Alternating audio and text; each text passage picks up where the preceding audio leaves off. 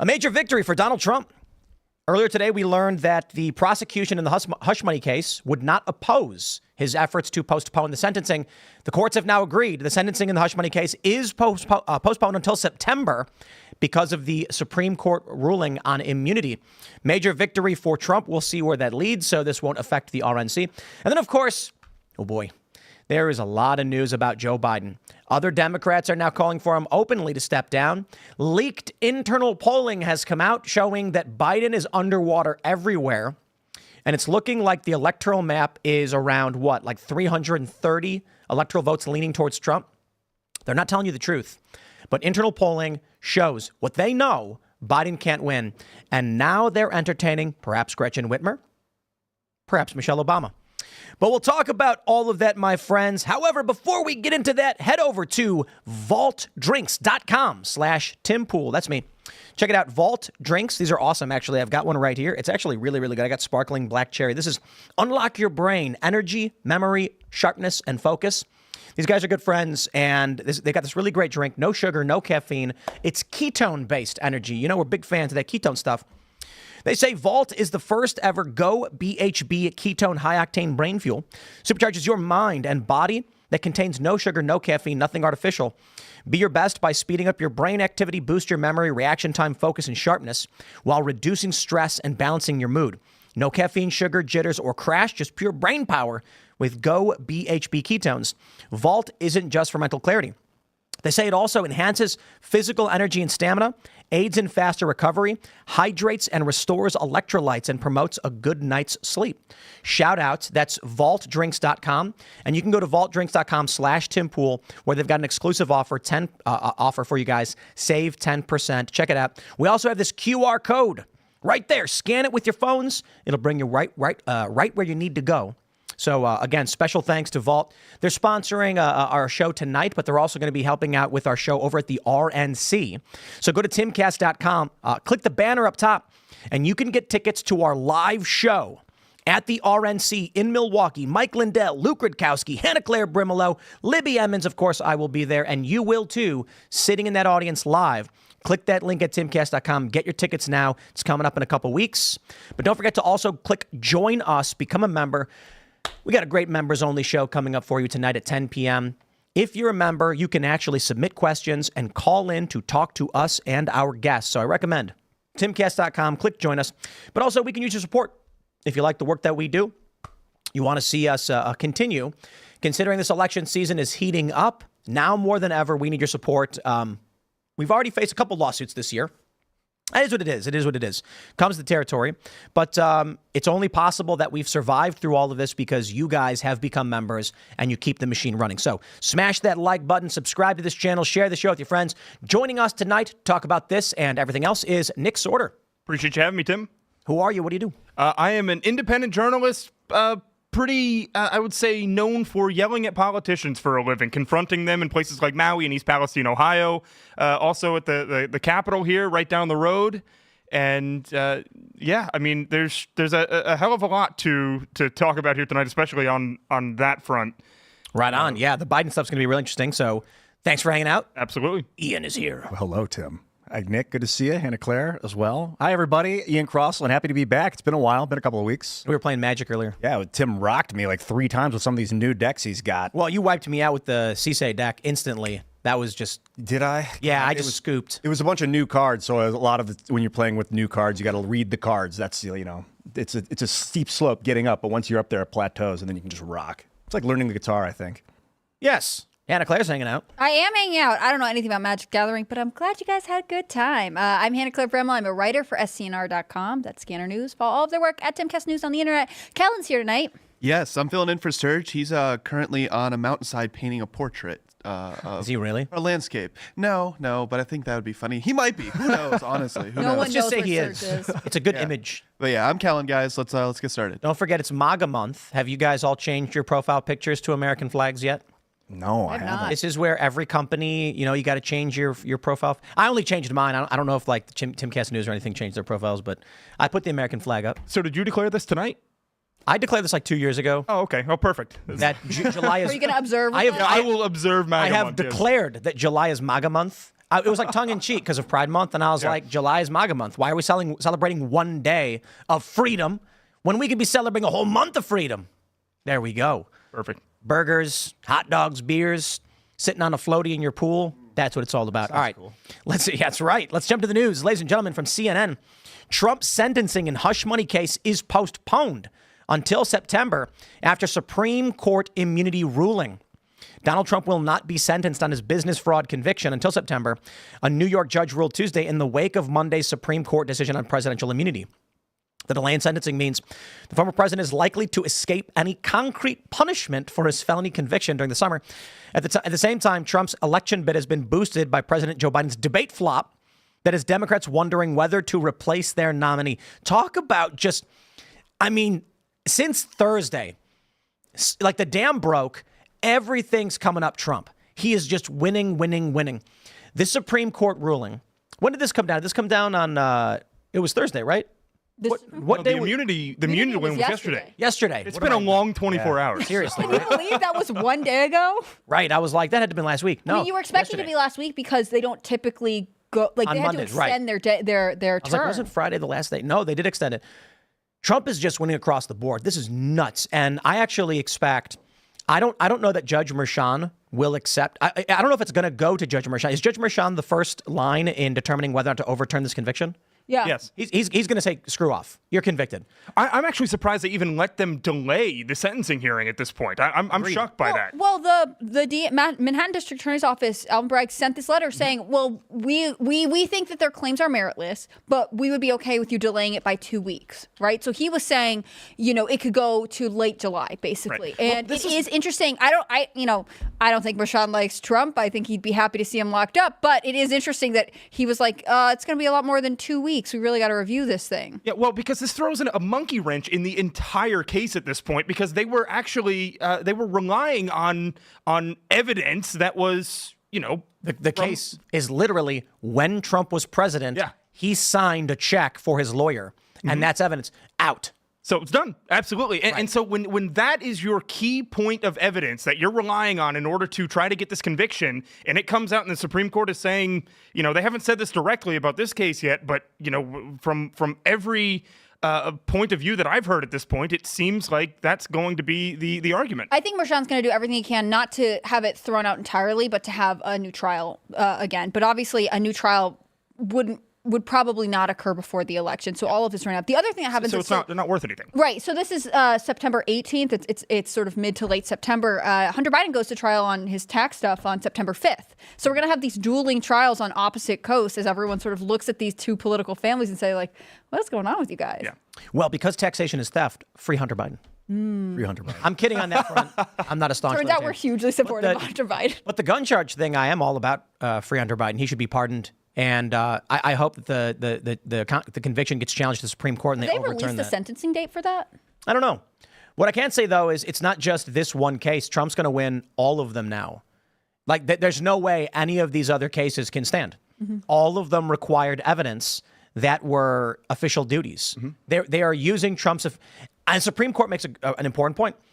Using the president's official duties as evidence of wrongdoing is to indicate that his official duties are components of wrongdoing. I agree. I mean, they're all out.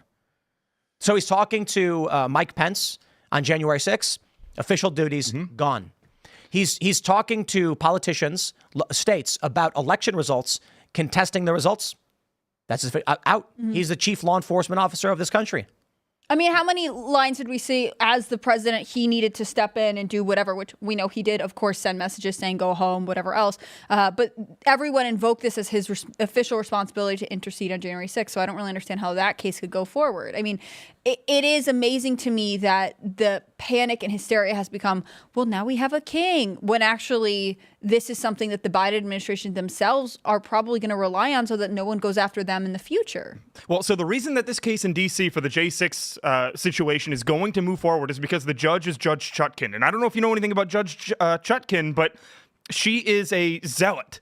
Okay, she is a left-wing zealot that has, imprisoned these J6ers for years and years and years. Probably that wasn't a randomly selected judge. I know that's what they're trying to say, but she has to be the one at this point to throw the case out. She's not going to do that. So they're going to try to push forward with this case. And if anything, the J6 one is the one that would have the least merit at this point, given the Supreme Court ruling. Yeah. So do you think that this is going to make never Trumpers more hysterical, or what's the effect going to be? Does anyone look at the Supreme Court's ruling and think, oh, maybe we've gotten this wrong? Are they not already hysterical enough? There's a hysteria. Is there a ceiling is what I mean. I don't think so.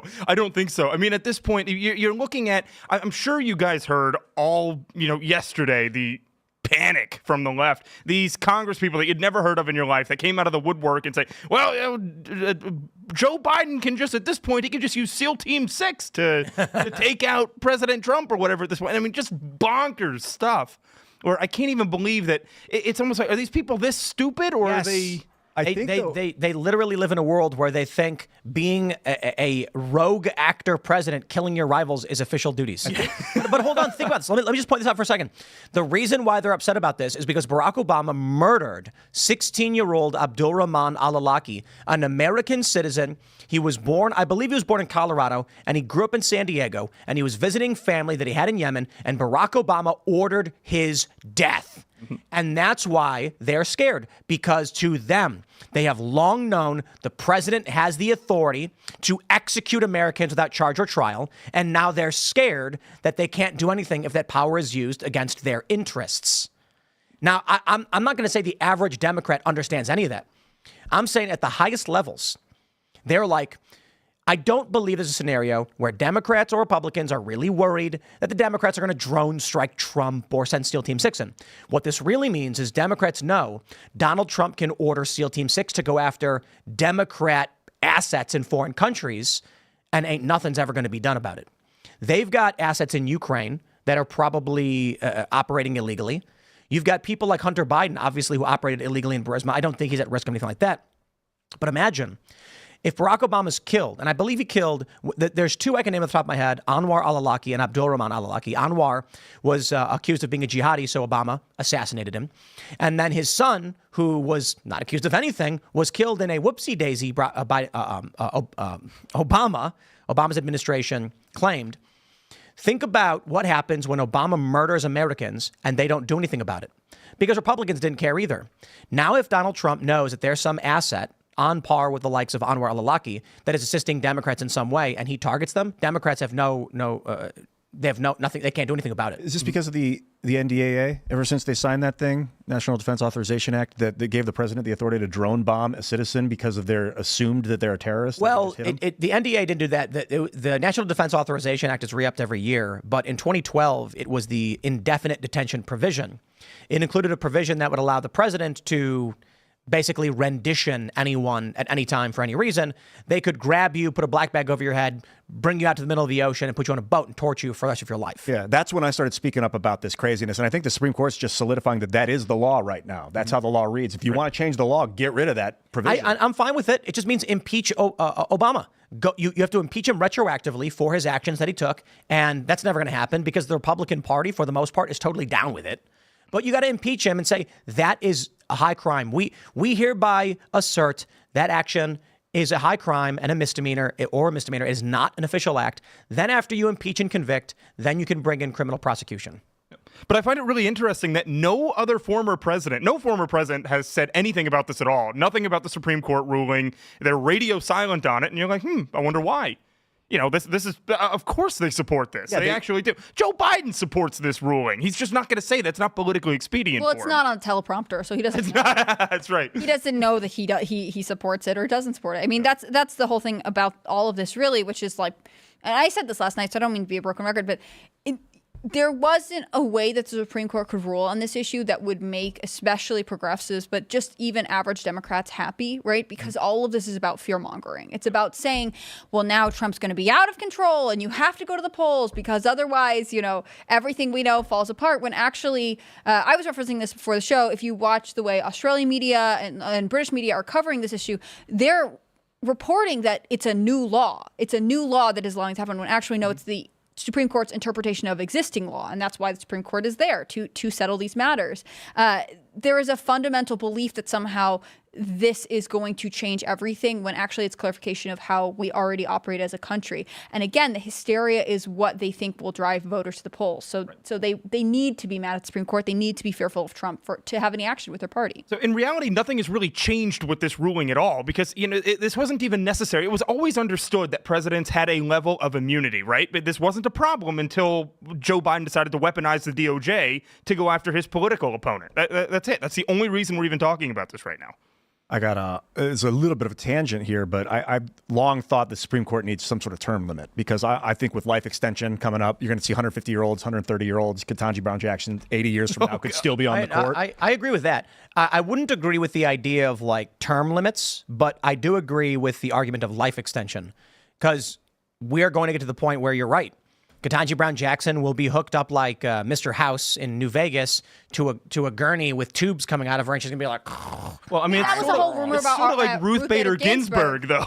right. And like when the mind goes at the old age. So I put it on Twitter. I'm like, Supreme Court needs term limits. And I think people assumed that I'm only saying that because I disagreed with this verdict, which I don't, by the way. But I think now's a good time. The ball's in your court. If you believe that they did the right thing, the ball's now in your court. You have the power to suggest, even though I believe they do the right thing, I still want to see term limits for these people. See, I think it speaks more to culture. I think we should have a culture that believes that we have a generation that can take over power. Everyone is so power hungry that really, like with Ruth Bader Ginsburg, I mean, the rumor was that she was not alive and her staff was just pretending she was so they could continue to issue rulings, right? Sure. Because they need her as the figurehead. I'm not saying that's true. I'm just saying that was the rumor. But Sandra Day O'Connor stepped down really early, fairly young, and she continued to have a life of advocacy and talking about, starting educational programs for children. It's the person's decision to stay or leave. And in a lot of these cases, perhaps the justices themselves are power hungry, but also there's a lot of pressure to stay in until it's optimal for the party that they think you align with to replace you. So that was one of the things that happened with Ruth Bader Ginsburg. And Ruth Bader Ginsburg, also. she thought for sure that Hillary Clinton was going to win that election. She would be able to, because she couldn't really step down before that. They were having such a hard time even getting Merrick Garland through. Later, they were like, you should have stepped down earlier so Obama could have appointed exactly. someone. I mean, this is the thing about the Supreme Court is like, I agree with you. Maybe there's a question of like, as we live longer and longer, how long do they want to stay in the court? On the other hand, if we had a culture that allowed people to retire and transition power, it would work better. I mean, really, what we're doing to our geriatric leaders right now is kind of crazy. Either they're so power hungry they want to stay in power, Joe Biden, or they are being propped up so that the people under them who can't gain that position rightfully on their own can use it to get their will through. Ruth Bader Ginsburg. Let's jump to the story. Ladies and gentlemen, I can't say that I am shocked. Daily Mail reports. Breaking news. Biden admits he, quote, almost fell asleep on stage as he makes laughable excuse for his disastrous debate against Donald Trump. When we were doing story production before the show, I didn't believe this. I was like, wait, what? When did that happen? Biden admitted he almost fell asleep? Wow. No, he did at a fundraiser, like literally an hour before the show started, because I saw it. He was, talking, his handlers, didn't have control of him. And he went over and said something to some people about how, and the reason he's saying that he almost fell asleep on stage was because he had been traveling for around the world right before the debate, but that's not even true. I mean, the man forgot that he was on a 7-day vacation where he didn't wake up until 11 in the morning and had to take an afternoon nap. I don't know if you guys saw that story earlier as well. That was in the New York Times saying that. That's not some right-wing outlet that came out with that. The New York Times is saying that. Because the New York Times, is, from what I know about it, was saying that his family is starting to blame his support staff around him, that they did not prepare him well enough. I mean, I think the other part is like, we have to look at this word admitted. I think they're trying to now roll out the latest excuse as to why Biden was not so good. Oh, he was tired because he was traveling. That makes you look not strong as a president. Right. Today in her press conference, Corinne Jean-Pierre said, oh, well, as you know, he had a cold and that's why his voice was gruff. Like, it's just lie after lie to present these excuses, hoping that you will be sympathetic to him. I'm not sympathetic to someone who's currently the president of the United States who thinks that they're going to fall asleep on stage. And that's why they are bad at what they're doing, and saying that it was a complete lie. No Americans died on their watch, when we know very basically that 13 Marines did in Afghanistan. Like, I think all the Americans should be insulted by this. Well, this is a horrible excuse, especially because there was just that story that came out last week that Biden is only, coherent between 10 a.m. and 4 p.m. This just reinforces that as the debate was at 9 o'clock in the evening. It was within 5 minutes of the debate starting where everybody, I mean, you looked at X and everybody was saying the same thing. The drugs aren't working. He's asleep on stage. This was not a. I don't think this was an approved statement by the Biden team. It sounds like a dig, like an underhanded attempted dig by Biden. If he was a young, spry guy, he's like, I was so bored by Trump and the moderators that I was falling asleep. Like then he'd be like, ooh, zing, he got him. But because he's so old and prone to fall asleep in the middle of his conversations, it's not funny. Right. It's like terrifying, actually. Especially because there are reports of him falling asleep in other important meetings, right? This is something that we now expect from him. Like, I'm sorry, if you're falling asleep while literally taping, I would never be able to fall asleep in the middle of this. No. You need to exit. That's not I think good. that journalists are so stupid that Democrats are doing all this on purpose. Because you had the press briefing where journalists finally started asking questions about this. One asked whether or not Biden was suffering from dementia. Mm-hmm. But these journalists are they're such low IQ people. I'm sure if you asked them, how would they have felt if they did not have breakfast yesterday, they'd act confused. They'd generally be confused. And so when they ask these questions, it seems like it's questions Democrats actually want asked because now is the time they're making the move to replace Joe Biden. Right. So it almost seems like all of these hit pieces that came out this weekend, it's not because these journalists actually care about the good of the country. They care about winning the election in November, and they know that Joe Biden can't do it. So they have to replace him. They have to come out with all of these hit pieces right now and topple him because they got to put somebody else in there. The question is, who? Can you go around Kamala? No, I don't think you can.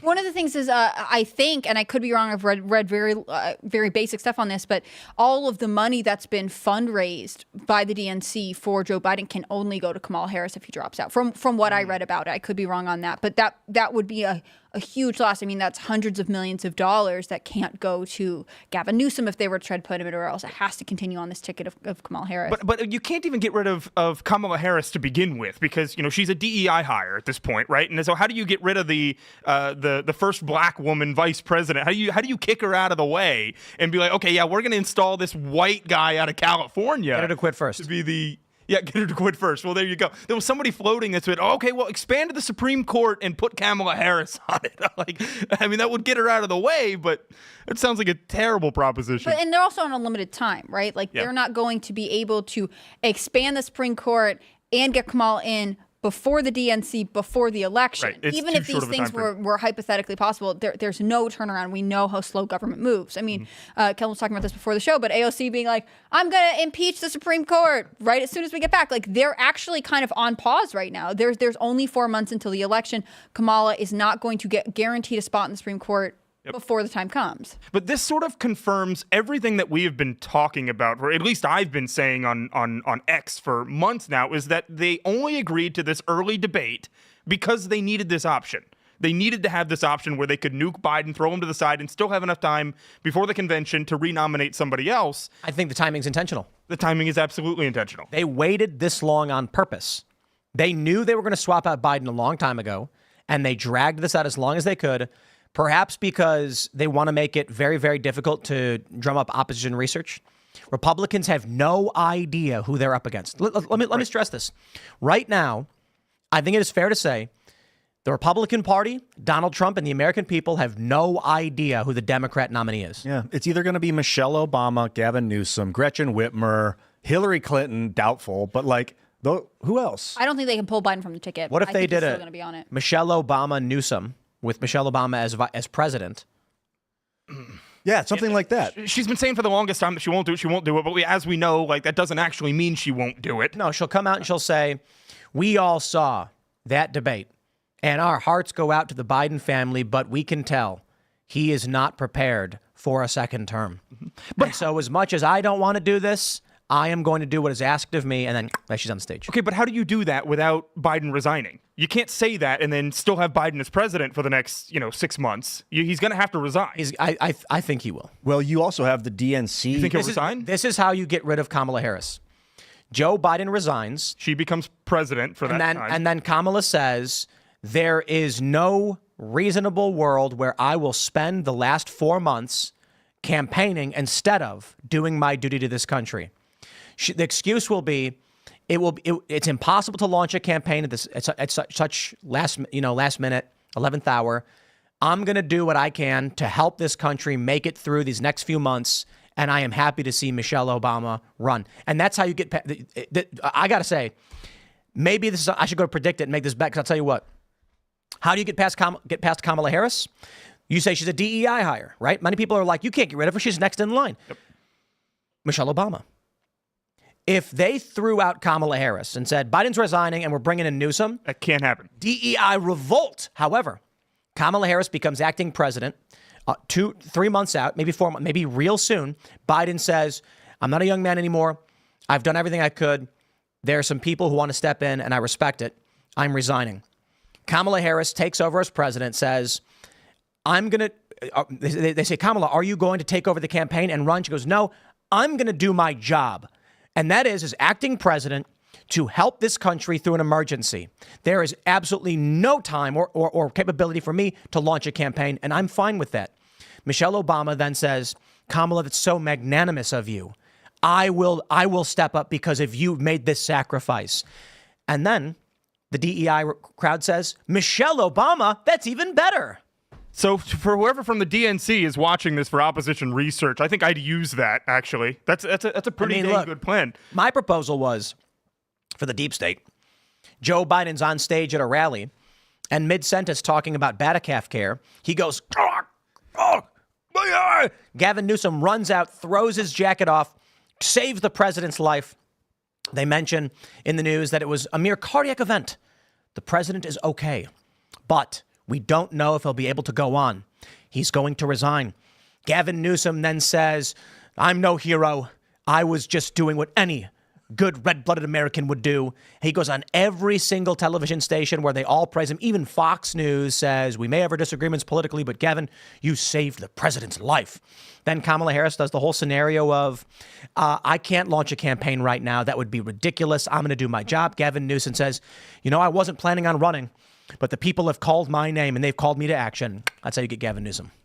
Okay, but then at that point, a lot of what you said makes a hell of a lot of sense for Michelle Obama. But how do you push Kamala out of the way if you're bringing in Gavin Newsom, though? That's the thing. She does I am acting president, and she could say something like, "How dare you imply that instead of doing my duty during this emergency, I would spend my time campaigning to win power?" No. And then they promise her something in the back channel. I think she's too power hungry. I don't think she'd be willing to give it up. Even if she said oh yeah, I'll definitely step down, she would immediately launch a campaign. She agrees. Yeah. Behind the scenes, they're like, Kamala, here's what you're going to do. You're going to say you're acting president. We're going to give it to Newsom or Michelle Obama. Then we'll make you a Supreme Court justice. She goes, well, all right, sounds good to me. Gets up on stage and goes, I'm running. Yeah. And they're like, oh. They kind of did this with Biden in 2020. They had all these candidates that were running against him, and then all at once, Kamala. behind the scenes, some discussions were made. Yep. Buttigieg lands on his cabinet, and they all support Biden at once. Yep. I could see them all doing that, including Kamala. Just one day, they're like, the superdelegates have chosen Obama and Newsom, and they've got the support of every Democrat because they go behind the scenes for it. Let's really simplify it. Open convention at the DNC. Everybody chooses Obama, Newsom. Kamala Harris says it's the will of the party, and that's the end of it. There's no complicated story there. Yeah. I don't think Biden will leave office. I think even if, I think he will be on the ticket in November. Even if they do, he says like, oh, I'm just going to be a one-term president. I'm not going to go forward. I don't think that he would actually give up the presidency. I think that there is a desire to stay in power, to end your career on top, aka being the president. And it's just unlikely to me that, especially given 6 months till inauguration day, he's not going to leave. Except that when they do go to the president and they slide that picture of Kennedy across the table and they're like, just remember who's in charge. Like, they might do that to Biden too and be like, you get to retire now. And they'll slide a picture of Kennedy across the table. He'd be like, I don't understand what this is. I'm going to continue on. Jill, what are we doing? He's going to be like, oh, JFK, good president. They're going to be like, yes, Joe, and an untimely death. Oh, yeah. Anyway, thanks for coming in. And they're going to be like, the CIA guy walks out and he's like, I don't think he got it. You know that term, ignorance is bliss? Like, he can just keep going. He doesn't need to know. Let's jump to this story. This is big news. We have this tweet. Per Puck News, leaked Democrat internal polling from Open Labs. Ladies and gentlemen, It is substantially worse than anybody realizes. According to this leaked polling data, internal from Democrats, Joe Biden is down in double digits in several key states. You even look at New Hampshire, he's down 3 points. Wisconsin, 4 points. I made this argument earlier that I think if you take the 270 to win map, toss-up states are now lean Republican and lean Democrats are now toss-ups. After that debate, it was so bad. And you can actually see this. Look at this. The margin drop post-debate because of Biden's performance. It is 2 points across the board in basically every state. He's lost 2 solid points in key states. And there's no denying it at this point. I know you still get people like Jennifer Rubin is on Twitter all day being like, "Oh, the polls are exactly the same as they were months ago," and stuff. Like, okay, well, just look at them, lady. But this is clearly a strategic leak. The Democrats are usually a lot better about keeping things hush hush internally, and all of a sudden we got leaked internal polling because they're in scorched earth mode at this point. Look at Pennsylvania, Arizona, Nevada, Georgia, places Trump supposedly lost last election. He's deeply underwater in those territories. I mean, look, there's no way for him to win with this. You take North Carolina, Georgia, Arizona, Nevada, and I turned them red, Trump wins. Election's over. Election's over. But he's also underwater in Wisconsin. Yep. And Michigan. And Michigan. Yeah. I mean, that's it. Yep. 312 Republican. It was transparent. This is the internal Democrat data right now. Take a look at this. Bobby Barack says, I've seen different maps, but for my calculation, this is the map projection based on Open Labs' new internal polling data, meaning if Open Labs polling holds, it will be 205 Democrats, 333 Republicans. But I'll tell you what's going to happen. They're going to have an open convention at the DNC, and they're going to nominate somebody else. Kamala Harris gets tossed out, and everyone's wondering, what's the political move? There doesn't need to be one. She has no choice. She'll come out and say, I am happy that the people of the convention have spoken. It's democracy. We love democracy. Thank you, everybody. And that's it. Yep. Yeah. I get the feeling that she feels humiliated frequently in this position this season too. Like she wasn't really qualified. She got picked. Was she even running for president? Yeah, she was running for president. She was like on the poll. She had like 2%. She dropped out, got a facelift, and came back as his VP. And after she said that she thought that Biden was a racist and had done things to women and such and then too. flipped like a 180 right it's after. Like, how do you go from? But all right, well, I mean, but we know exactly what happened there, and she's only polling 1 point higher than Joe Biden in the theoretical polling data that's coming out. Trump versus Kamala matchup. It's not good. She's always been unpopular. I mean, that's one of the issues. She was from the moment she stepped foot in office. Right, and Biden unpopular. made her the border czar. Well, look how well that's going for everybody. Like then she was on a national abortion tour. Like she is too hostile of a character. I don't think that she could actually launch a campaign at this point. I think she could go back to California and potentially win governorship if Newsom leaves. That might be the play right there. It is. I think that's totally what's because he's term limited. So she checks out of this situation, goes back to California, becomes the governor, freeing him up to write a book and then run for president. That's an interesting philosophy. Yeah. But I think your point that it's interesting that there's even a leak at all is a good one to bring up because I think it speaks to the fact that there is intense internal chaos within the Democratic Party. And I have thought this for a long time. Democrats are always like, Republicans are all crazy, they don't get along. But that's because Republicans are ultimately all people who have different values who are trying to sort it out. Whereas if you have a party that's like, everyone fall in line and people stop doing that, it's much more divisive. Yep. And I think the fact that they're throwing these polls out would be indicative if it was an intentional leak by someone inside. The campaign is saying, we can't do this. We need to force the Biden family to accept that he needs to leave, and they will never do that. Yeah, but I mean, we literally even had leaks out of Camp David this weekend, which unheard of, talking about how the Biden family was blaming, top advisors like Ron Klain and stuff, and putting all the blame from the poor debate performance on his advisors.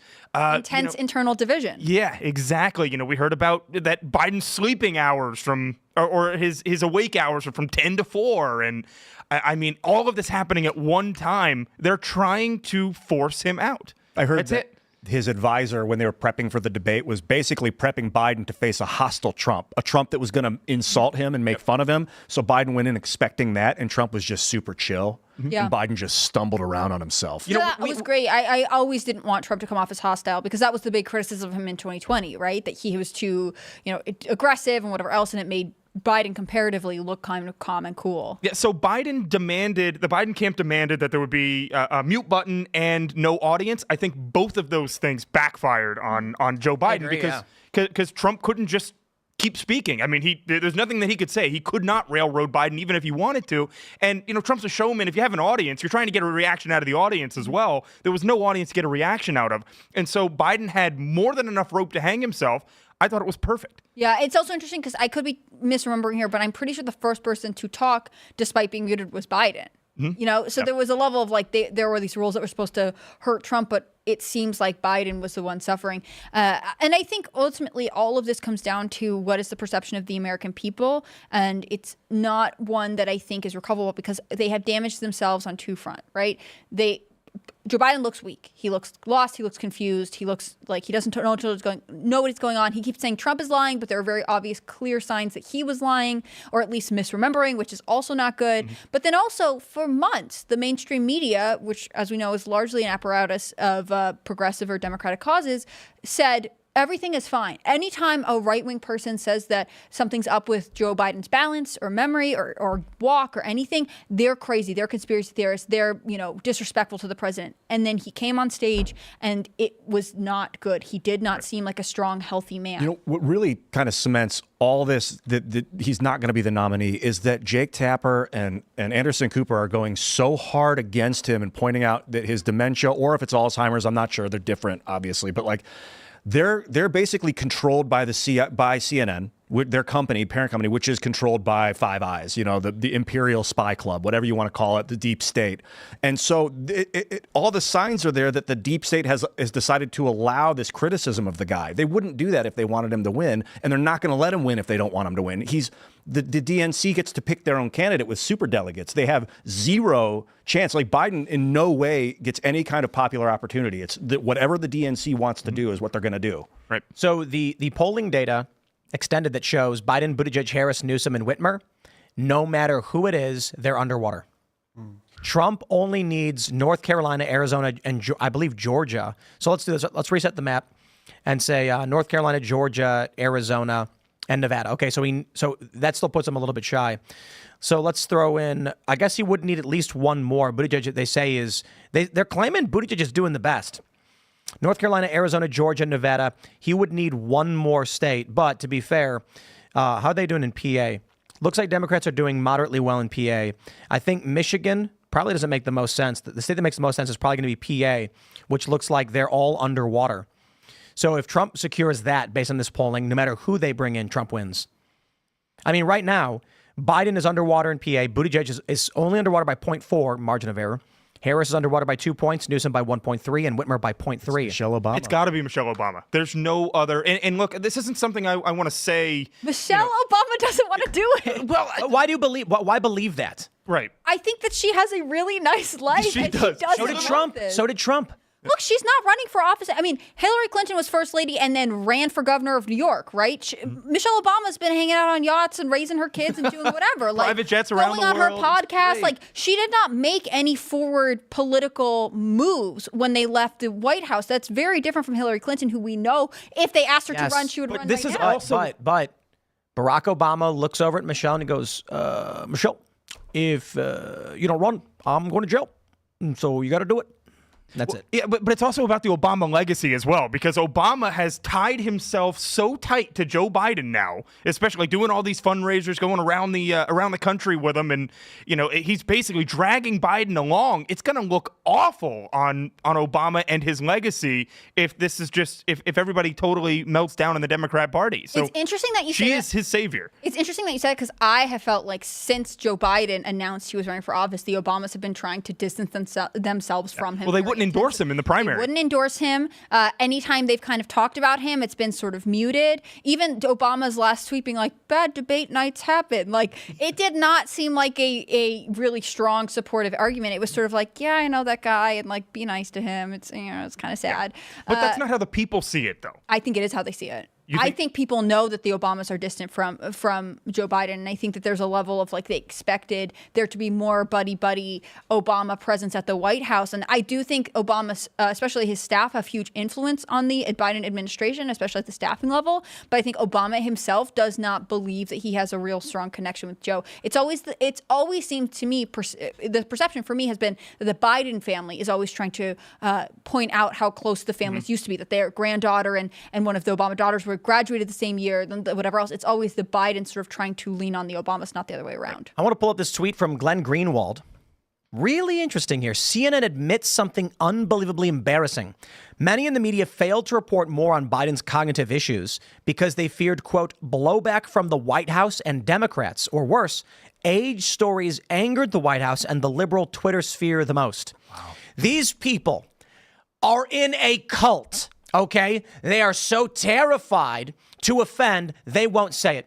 Meanwhile, Donald Trump goes on stage at the Libertarian Convention and gets boos, jeers, and cheers, willing to accept that challenge. The media on the right has no problem calling out Trump. Even Laura Loomer, there is no bigger supporter of Donald Trump than Laura Loomer. Even she called out Trump over his immigration policy for college graduates. If Laura Loomer can instantly go on Twitter and say, I love Trump, but no way. And Democrats are like, well, we'd say things about Biden, which are painfully obvious, but the Democrats on Twitter will get mad at us. Mm-hmm. That is the world that y'all live in if you're following this media. And they also, what the hell is their job, though, at this point? If you're telling me that you're scared to report on the White House, why are you reporting on the White House? They're not, because they get invited to the parties. Yeah, they're just trying to get engagements and try to keep their overblown media companies afloat, right? They don't want anyone to say, you wrote something I don't like, so I'm not going to click on your website anymore. They need it to be something that people want to come back, and people don't want to read hard things. I'll give a shout out to RFK Jr. We've criticized him several times, and he agreed to do a full show with us. He's legit. Mm-hmm. Yeah. I've actually criticized Trump quite a bit, though we are supporters of his, and he had no problem with a smile on his face. It was like, let's sit down, let's do a show. And more in the works. It is unsurprising to me that these individuals want to engage with those who have criticized them. It is, in fact, where you want to be. Joe Biden should be coming on shows like this because these are the people he needs to convince, but they won't do it. You know why? Because they know they can't. Right. Well, they're going to put him on George Stephanopoulos this weekend. You know, the Clinton, political strategist. He was a top-level Clinton advisor back, when Bill Clinton was president. Always maintained a close relationship with them. Pretty much was Hillary's mouthpiece in 2016. That's the interview that they decided that they were going to do. Pretty obviously after this disastrous debate. I think that airs this weekend or something like that. But with many jump cuts to make it look like there's a rapid they do it discourse. every time. They put out a video from the White House, and if he's trying to say a paragraph, there are 3 jump cuts in it. I mean, that's exactly how this interview is going to be too. Probably a little bit more well done to the point where it convinces the general public that it's not a jump cut. It's wild to me that we had Luke Rudkowski on the show, for instance, for a very long time. And many people in the audience accused Luke of having Trump derangement syndrome. And yet Trump supporters with smiles on their faces come in and sit down next to Luke and say, ask me anything. Mm-hmm. And now even Luke has tweeted, I'm voting for the felon over the other word. It took him long enough. My point is really simple. It's like Trump's people will gladly sit down and debate someone who doesn't agree with them, and they will have that conversation. That's it. Yep. You can criticize them, and they'll say, in fact, I tell you this, if I made a 2-hour show, just a list of everything that I thought Trump was wrong about, my email would be slammed with Trump supporters being like, let me come on the show and talk to you about this. The left is the opposite. They say, in this CNN article, the fear among these journalists is that if they report negative stuff, Karine Jean-Pierre is going to be like, we're not going to let you come to the White House anymore. They don't want anyone near them. It's an inversion. That clearly works on some people, though. Of course. Right. But and it blows them in their faces. You got to be a little bit fair to Joe Biden, though. I mean, he just did a really hard-hitting interview with Harry Sisson a couple of weeks ago. Oh yeah, it was great. Asked him about his ice cream and whatnot. I mean, it was good. What flavor ice cream? It's a chocolate chip. That's the chocolate chip. It's double chocolate chip. Yeah, and I'm surprised it's a man flavor. It changed from vanilla bean. Within I don't know how that changed. So I guess he forgot. I don't know what happened there. Everybody, that's a scandal. Why is nobody reporting on this? Everybody knows chocolate chip is the manliest of flavors because those chocolate chips are hard. And for someone like Joe Biden, whose teeth constantly fall out, it's a challenge to eat. Suck it till it melts. I think not only are they afraid of not getting invited to the White House for That's these true, yeah. things but they're also afraid that the White House, if they criticize the president or his administration, that they're going to give him the Twitter treatment, that they're going to go in behind the scenes and be like, all right, CNN, no more funding from you for whatever we do surreptitiously behind the scenes. And that just indicates that the entire deep state Mockingbird media apparatus has turned on this administration, that they're allowing their two of their star reporters to criticize so openly and fervently, and which I mean, I see no other path than they're not going to get elected. The White House, Karine Jean-Pierre, and also the chief spokesperson for the campaign had to be like, look, we know that was kind of a rough debate. I mean, it was so bad they acknowledged it instead of just trying to be like, no, of course he did great. He was stunned by all of the lies Donald Trump was saying. Like it was so bad. There was no way for them to play it off. They tried. And that's critical. They tried in the beginning. Okay. Well, Jill Biden Kind did of, anyway. right? You did so good, Joe. Oh, wow, that was so gross. It's like, oh. You answered every question. And he's you sitting knew there every fact. And he's like,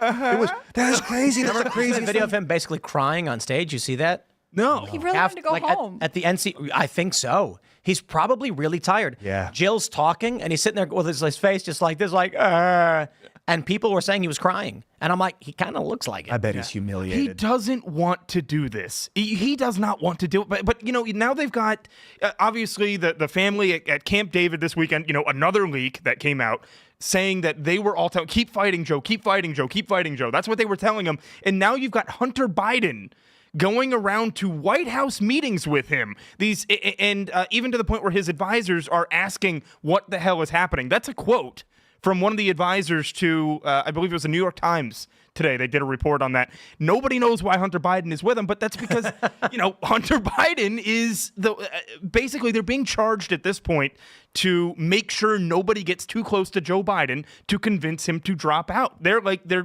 guard dogs now. Yeah, I've heard that Joe has been taking advice from Hunter, and Hunter's one of his most supporters that is saying, don't drop out. He and Jill. Is that He's true? the smartest man Joe knows, so... That's a quote from Joe Biden. That's a Hunter's quote the from smartest Joe man he knows. Yeah. The crack addict.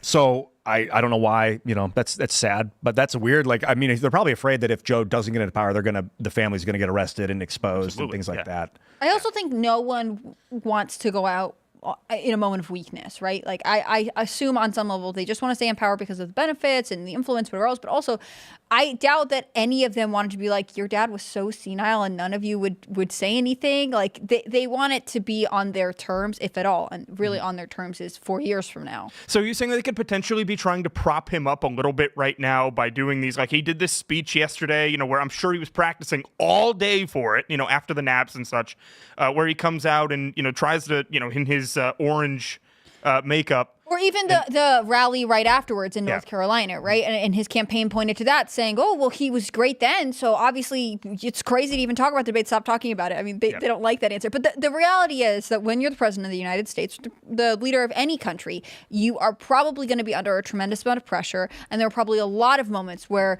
you are functioning on very little sleep, under a lot of stress, with a lot of personal issues going on. And you have to be performing at as close to the best as you can. And if that was Joe Biden's best, then I think all Democrats should sue their party, because this is a terrible choice for them. I think it was the worst debate performance of all time in American history. I don't know. I'm sure there are some worse debates on lower Presidential level. debate. Maybe. Televised presidential debate, I should clarify. I mean, it was pretty rough, but I think the reality is that I think Biden wants to stay in office. I think his family wants him to stay in office. I think his advisors, if they had been smart, would have advised him to be a one-term president 2 years ago. And they're all going to have to go down with this ship, because I just really don't think that they will, you know, gracefully exit. And there were a lot of states saying it's too late. He's on the ballot. Yeah, but Biden, I think the only reason that Biden wants to continue on, if he does want to continue on, which I don't think that he does. That's just what I would say. But he doesn't want to be remembered as a one-term president, because every one-term president that comes to mind, you know, you think of them as a failure. I mean, think Jimmy Carter. He postured when he was running in 2020 that he was going to be a one-term president because he could honorably step aside for the next generation of Democratic leadership, which was presumably female and of color. And so theoretically, they have this moment this whole time to say, oh, no, we were always going to be a one-term president. Instead, they launched his reelection Somebody campaign. at some point intervened and said, nope, that's not what we're doing. You're going to keep going. The Biden family. Yeah, the Biden family exactly said, we my aren't point. Yep. leaving. No matter what we said to you when we were deal-making back in the day, we are staying in power. And that's the point about Kamala Harris. Yep. They'll cut a deal with her and say, Kamala, here's what we're going to do. And she'll go, for sure. And then she's going to get up on stage and be like, 4 more years. And then they're going to go, I don't know if you know this about politicians, but famously, you're not supposed to trust them. Yeah. Well, but like, is it the deep state who is surprised they could not trust Joe Biden? What do you mean trust him? Well, I mean, the idea being that he's a one-term president, he's a placeholder. He's going to absorb the sins of the Democratic Party so they could reverse Trump's. They knew reversing Trump policy was going to cause damage to the country. They didn't want to absorb all that damage. So they send in Joe Biden, who's old and weak, have him do all of the policies that destroy everything, and they get him out.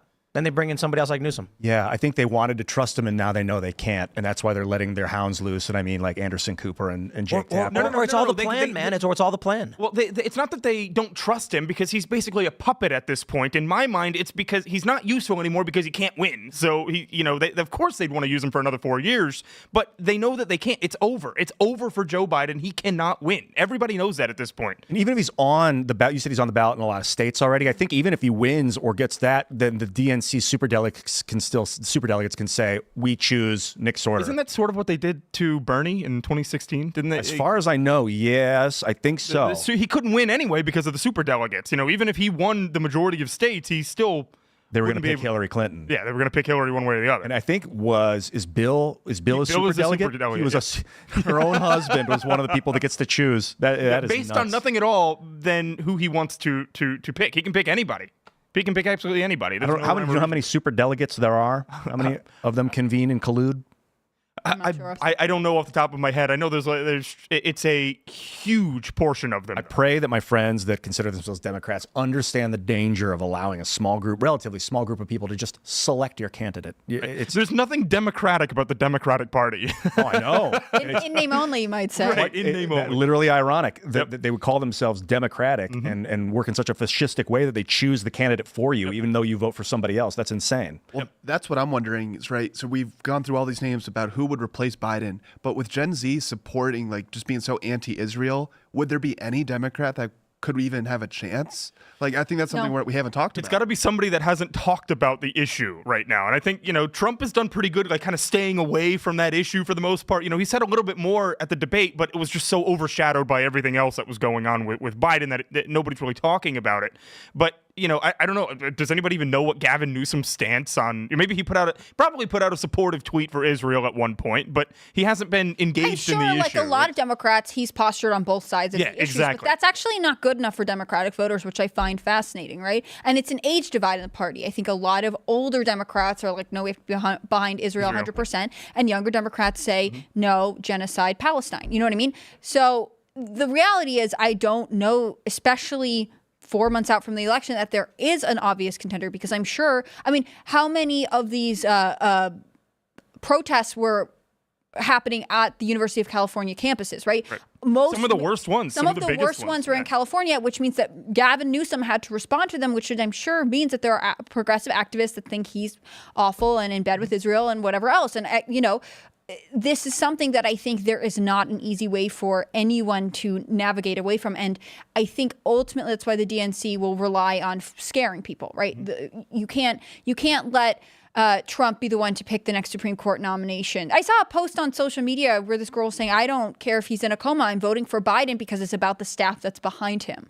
And at that point, there's no reason to bring in a new face and trying to acclimate all of the voters to him. Like, if you just believe Biden's going to be there sort of in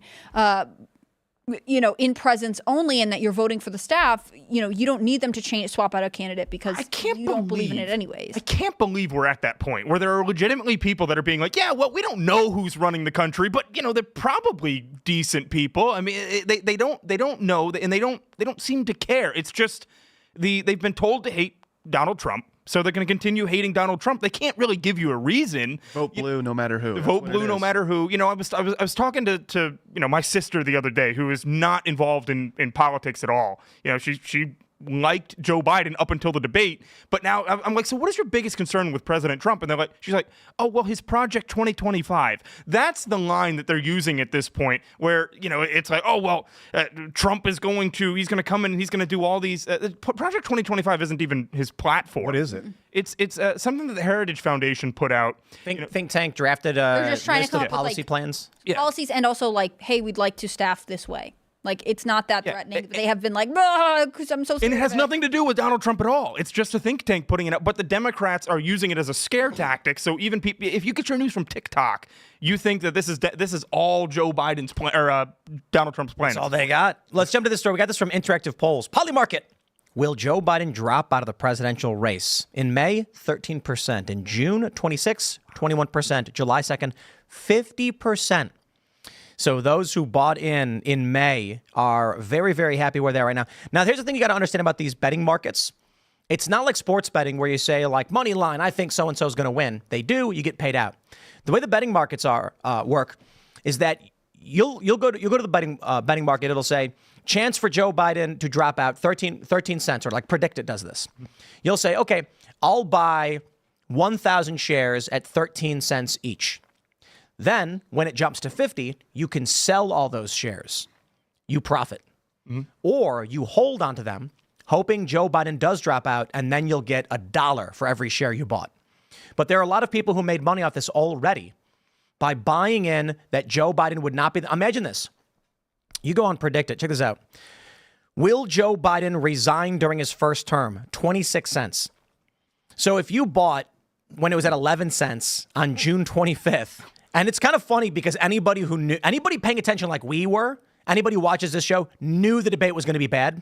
Imagine if you were like, all right, I'll buy 1,000 shares at 11 cents. Then the debate happened and it jumped to 20 cents. Oh. Now it's at 20. You doubled your money. Oh, it's higher than after the debate. Oh, of course. Well, yes. Now because you have Biden's camp or the campaign co-chair coming out today, Jim Clyburn coming out, and then floating the idea of Kamala Harris being at the top of the ticket at this point. Look at this. Oh, well, that's crazy. That just look at this right here. And that's why Kamala Harris is up so far today, because on Predict It, Joe Biden is down 19 cents.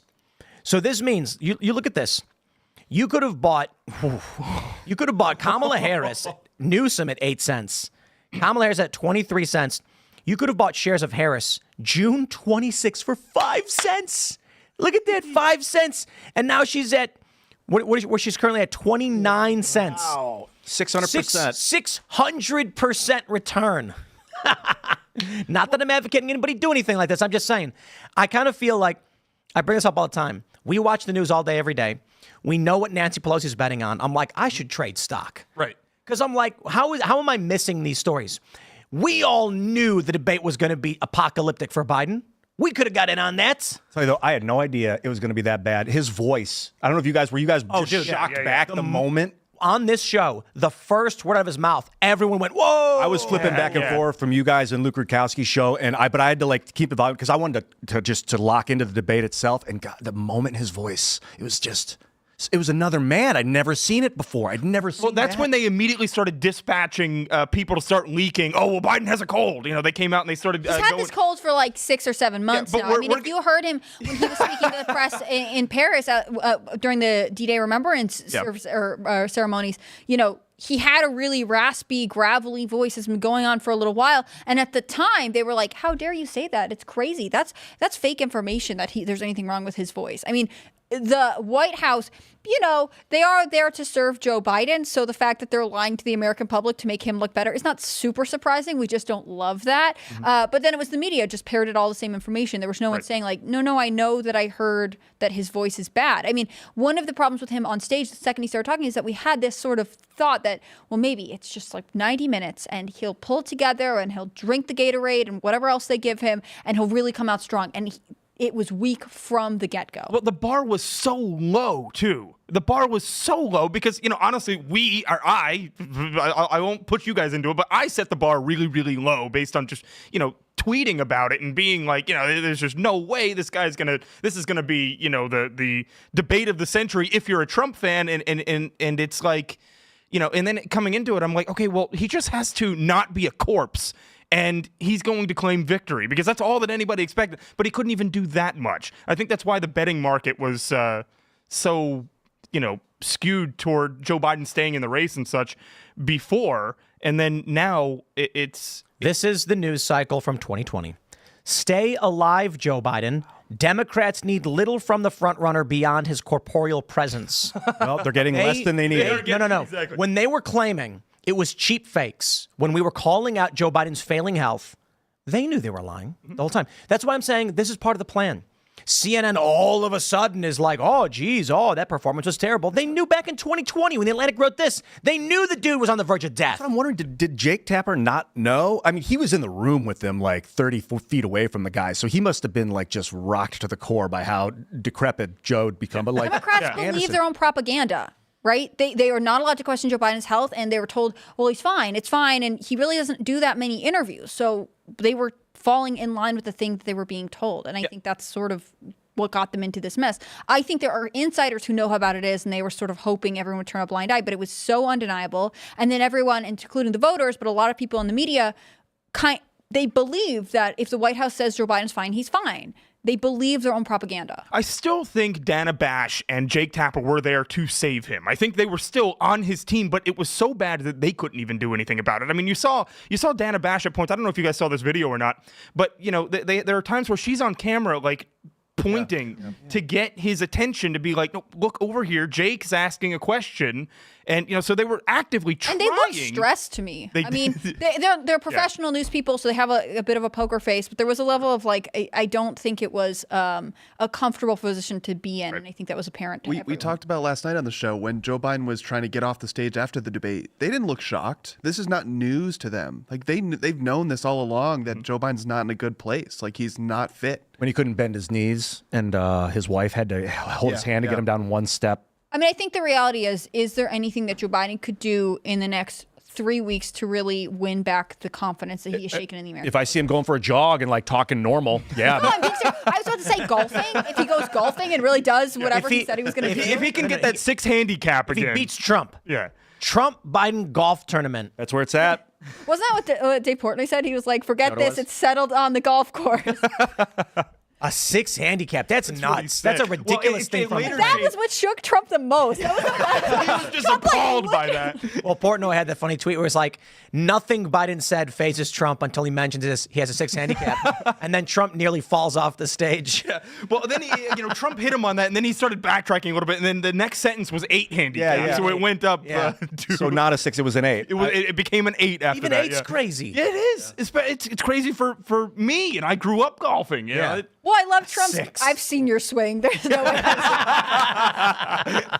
I bet he has, Yeah. But dude, there's so many videos of Biden trying to golf, and it's hilariously bad. Wow. We watch leftists freaking out when Trump was elected in 2016, but Trump, when he needs a lift, watches Joe Biden golfing, like just to laugh at him. So I'm wondering if the news media now is all ramped up and afraid of Trump. And so they're like, Joy Reid seems very afraid. Literally, Rachel Maddow seems scared. But like, I wonder if the deep state is thinking like, maybe we can work with Trump actually now. He's into Israel. He's into the war machine. Maybe we can work with this guy. You're not getting that vibe? Oh, no, not at all. No. I think like basically what I said earlier. I think they're just they're panicking right now, trying to throw Joe Biden out because they're afraid President Trump is going to win again. They're terrified of that. Terrified because it's not. I think this is a little bit different. Maybe they had some control during the first term, but there were so many things that were learned from that first term. I think that it's going to come in, and we're going to see a totally different second term from Trump, where he's going to. He's kind of at war with these people now, this deep state that did everything they could to destroy him the first go around. I think that this is a war. I think he's going to be, vindictive. And they keep throwing around. I hope too. He keeps saying revenge. He keeps saying vindictive, whatever else. They use that as a reason that we have to keep Trump out. But why wouldn't you? I can't remember who tweeted it. They said, I think it was Aaron McIntyre. Lord, give me the Trump the leftists have made up in their delusional minds. That's such a good line. It scares me if the way he does talk about. I mean, he doesn't obsessively talk about, I'm going to destroy the deep state and scatter it to the winds. I'm quoting Kennedy. Kennedy said he was going to shatter the CIA into 1 million pieces and something like that. You see what happened. He tried. So it's okay when Democrats say it then. So like I hope that's why I want to get Don, like, maybe lay off the rhetoric, brother. You can still become president and like be a little subversive about it. He did lay off the rhetoric, though. Yeah. When he was asked by Hannity, would you be a dictator? He says, only on day one, and that's to drill for oil and like bring Close the jobs. border. Close the border. And then they went, he says he's going to be a dictator. And then Trump's like, my retribution will be the success of this country and everyone will live well. And they're like, he proved it. Trump is not coming out saying he's going to bang an iron fist on the table and then destroy his enemies. They're making that up. That's why Aaron was like, Lord, give me. That's the it. Trump they've made up in their delusional minds. And it's the people in the media that are making it up. Trump's going to hire people like Bolton again. And we're going to get, in my opinion, a marginally good second term from Trump that will improve things in areas that we like. And there will be negative effects of his presidency, I'm sure. It's absurd to think he's going to walk in with a golden ticket, a golden brush, and everything's perfect. We're going to have some bad foreign policy, but I think we're going to have slightly better foreign policy. We're going to move towards peace, slightly away from war. From war. We're going to see better trade agreements. We're going to see some inflation in some areas. The tariffs to start will probably be not so fun for people, but it will start to heal in a lot of ways. It is going to be a mixed bag, as it always would have been, because reform takes time. And I think but Trump's going to give us incremental gains that we want to see. I get the feeling that the empire, and when I say that, I mean the British Empire. It's the only empire left. They shattered the Japanese Empire. They shattered the Ottoman Empire. It's the empire is the British Empire that the United States has been co-opted into since 1941. No. I got to pause you real quick. The U.S. military bases everywhere. The British Empire is a vassal state. I know. What do you even call it anymore? It's like a conglomeration Liberal at this point of economic God order. knows what. But I don't think they expected BRICS to do what it's doing. I don't think they expected it to take off like it's taken off. And I think they're desperate to solve this problem because it looks like they could lose and that the British Empire could be disseminated. No, but the British Empire was basically absorbed into the US Empire. Misusing the exactly. It's more of a because the emperor doesn't have any power. He's run by MI6. Like the CIA runs the United States. Yeah, Emperor Charles. But I truly believe they're concerned about BRICS, and that maybe Trump's think the best the British solution. Empire shattered, and after World War II, the U.S. took over. The liberal economic order was created with the U.S. as the primary controlling body. NATO is a really great example of what this is. That's Cold War. And you look at, I was watching Fox News the other morning, and I'm talking to Allison, and they're mentioning all European U.S. military bases on high alert. And I was like, why do we have military bases all over Europe? Does Spain have military bases all over other people's countries? Does France? Does Germany? Why does the United States have military bases everywhere? Is this normal to the American people to be like, we just put our military bases in other people's countries? It was when we shattered the Japanese Empire. We put a base in Japan, and we shattered the German Reich, and we put a Europe base in World War II. Japan. We've occupied Germany since World War II, and we still are occupying Germany to this day. We occupied Japan since World War II, and we are still occupying them. Well, to be fair, Japan in the past several years, I believe under Trump, they finally got the right to rebuild their own army again. But we're still occupying South Korea. The United States is occupying all of these countries. Well, there's so many countries you haven't even heard of that they have troops in at this point. I believe it was Matt Gaetz that came out not too long ago and was like, why do we still have troops in Nepal? It's like, I have no idea. It's a great question. Well, why do we? Because they can't shrink the military at this point. They lose their grip on it. If they, they're not going to get their $800 billion a year if they're not spending it on this stuff. And the messaging is we are the world's police force. Exactly. Under this idea of peacekeeper, right? Everywhere needs us all the time, so we have to do this no matter what. And even when we're funding every side of a conflict, it's important that we have troops somewhere else. I mean, one of the things that bothered me today that Karine Jean-Pierre said was, a reporter was pressing her about the debate and some of the stuff that Biden had clearly lied about on stage.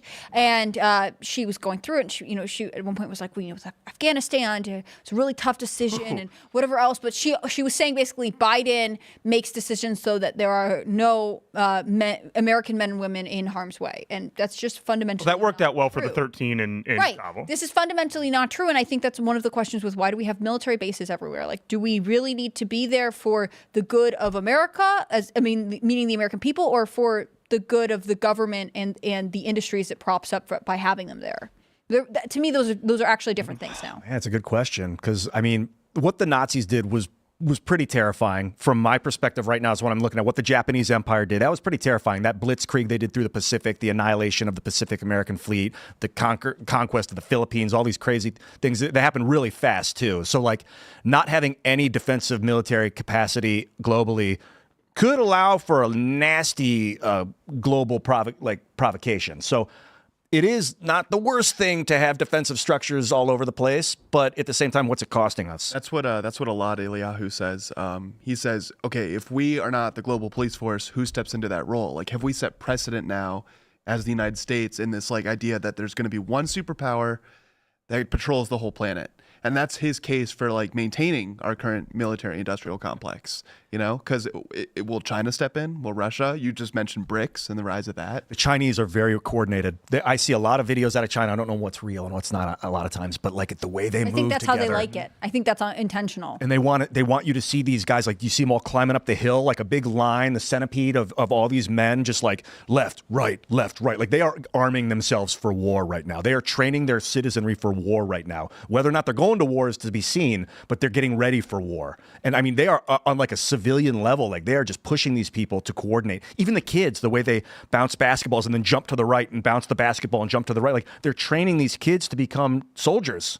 That would be my next guess, is that the Chinese would go in and try and become the military police. But they're like bureaucrats. They don't want conflict. I think they just want to defend themselves from the empire, as far as I mean, to me, all of this is fine and good, and we can talk about our presence, across the globe, but why is our border open? Why are we so bad at letting Chinese weather balloons, clearly a spy balloon, float across the country? Because it came in at 3 a.m. and it's fine if we think that we have a role. I'm happy to have that conversation, but ultimately, it seems like we put more effort into sort of keeping other countries stable than we do about doing the basics, aka locking our front door, aka closing our own border. I mean, this is one of the most egregious parts of the Biden administration, which is that they just completely lie about this all the time. Biden came in and took down all these Trump policies and then quietly rolled them back out when he just could not get illegal immigration under control. And even with the deals they're striking, they're trying to make it like there's a minimum level of illegal immigration that's fine. It doesn't make any sense. And so,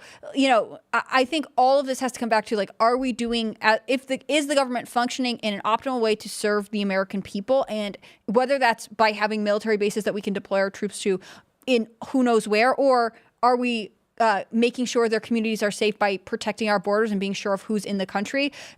That has to be the priority before we say, well, what are we going to do about the rest of the globe? Like, we have to have a loyalty to our own people first. And I think that's what the Biden administration in particular doesn't want to talk about. They talk about our obligations to everyone else, but not to our own citizens. I'm very concerned with a conflict with Mexico, to be honest. Like, I hear people will mention it from time to time that we would go to war with Mexico. Sounds insane because we've been such a dominating force, but as a proxy, like the Chinese and the Russians would use the Mexican front as a proxy, and the cartels may play ball if they get pissed off enough at the American pressure to try and stop the drugs from coming, or the human trafficking from coming across. And I mean, what a perfect opportunity to proxy and annihilate our country from the south through Mexico. Right.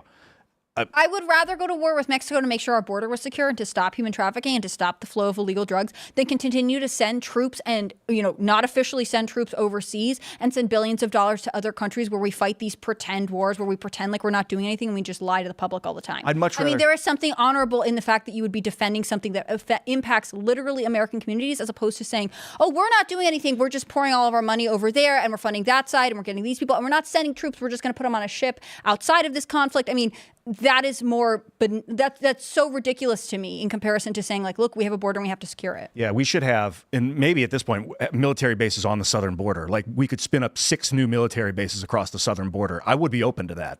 Like, I would be open to more military bases on the mainland, in the homeland. I hear you. It is expensive, though, to maintain these. When have they ever cared about that?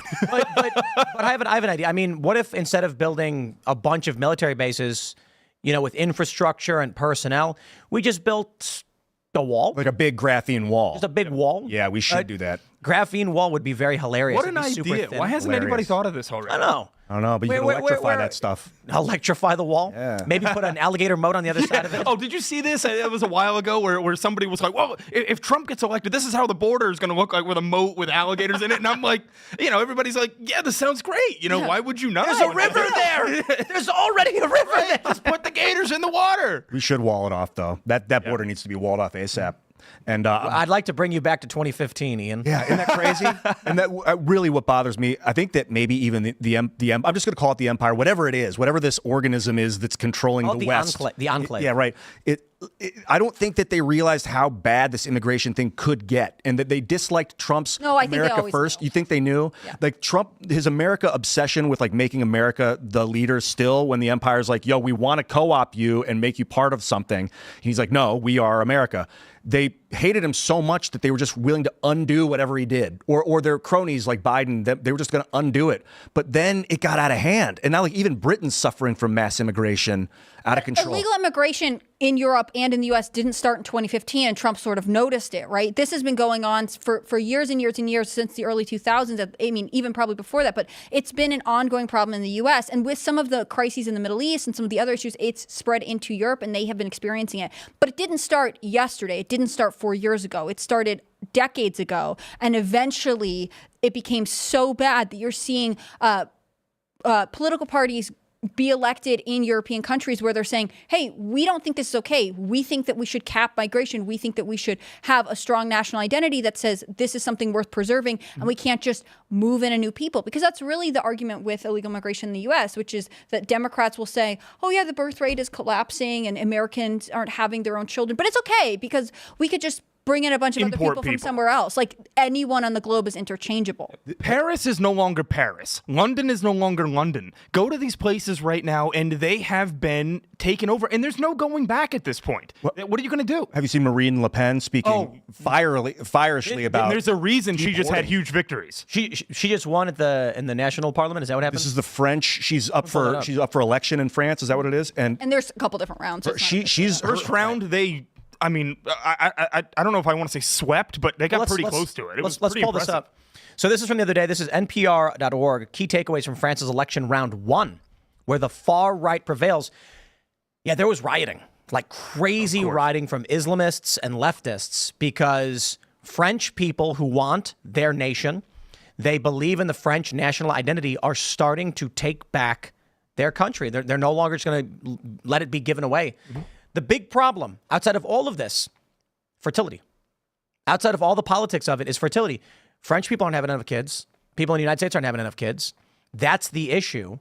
And regardless of what you do, if you want to maintain your country and your national identity, you got to have babies.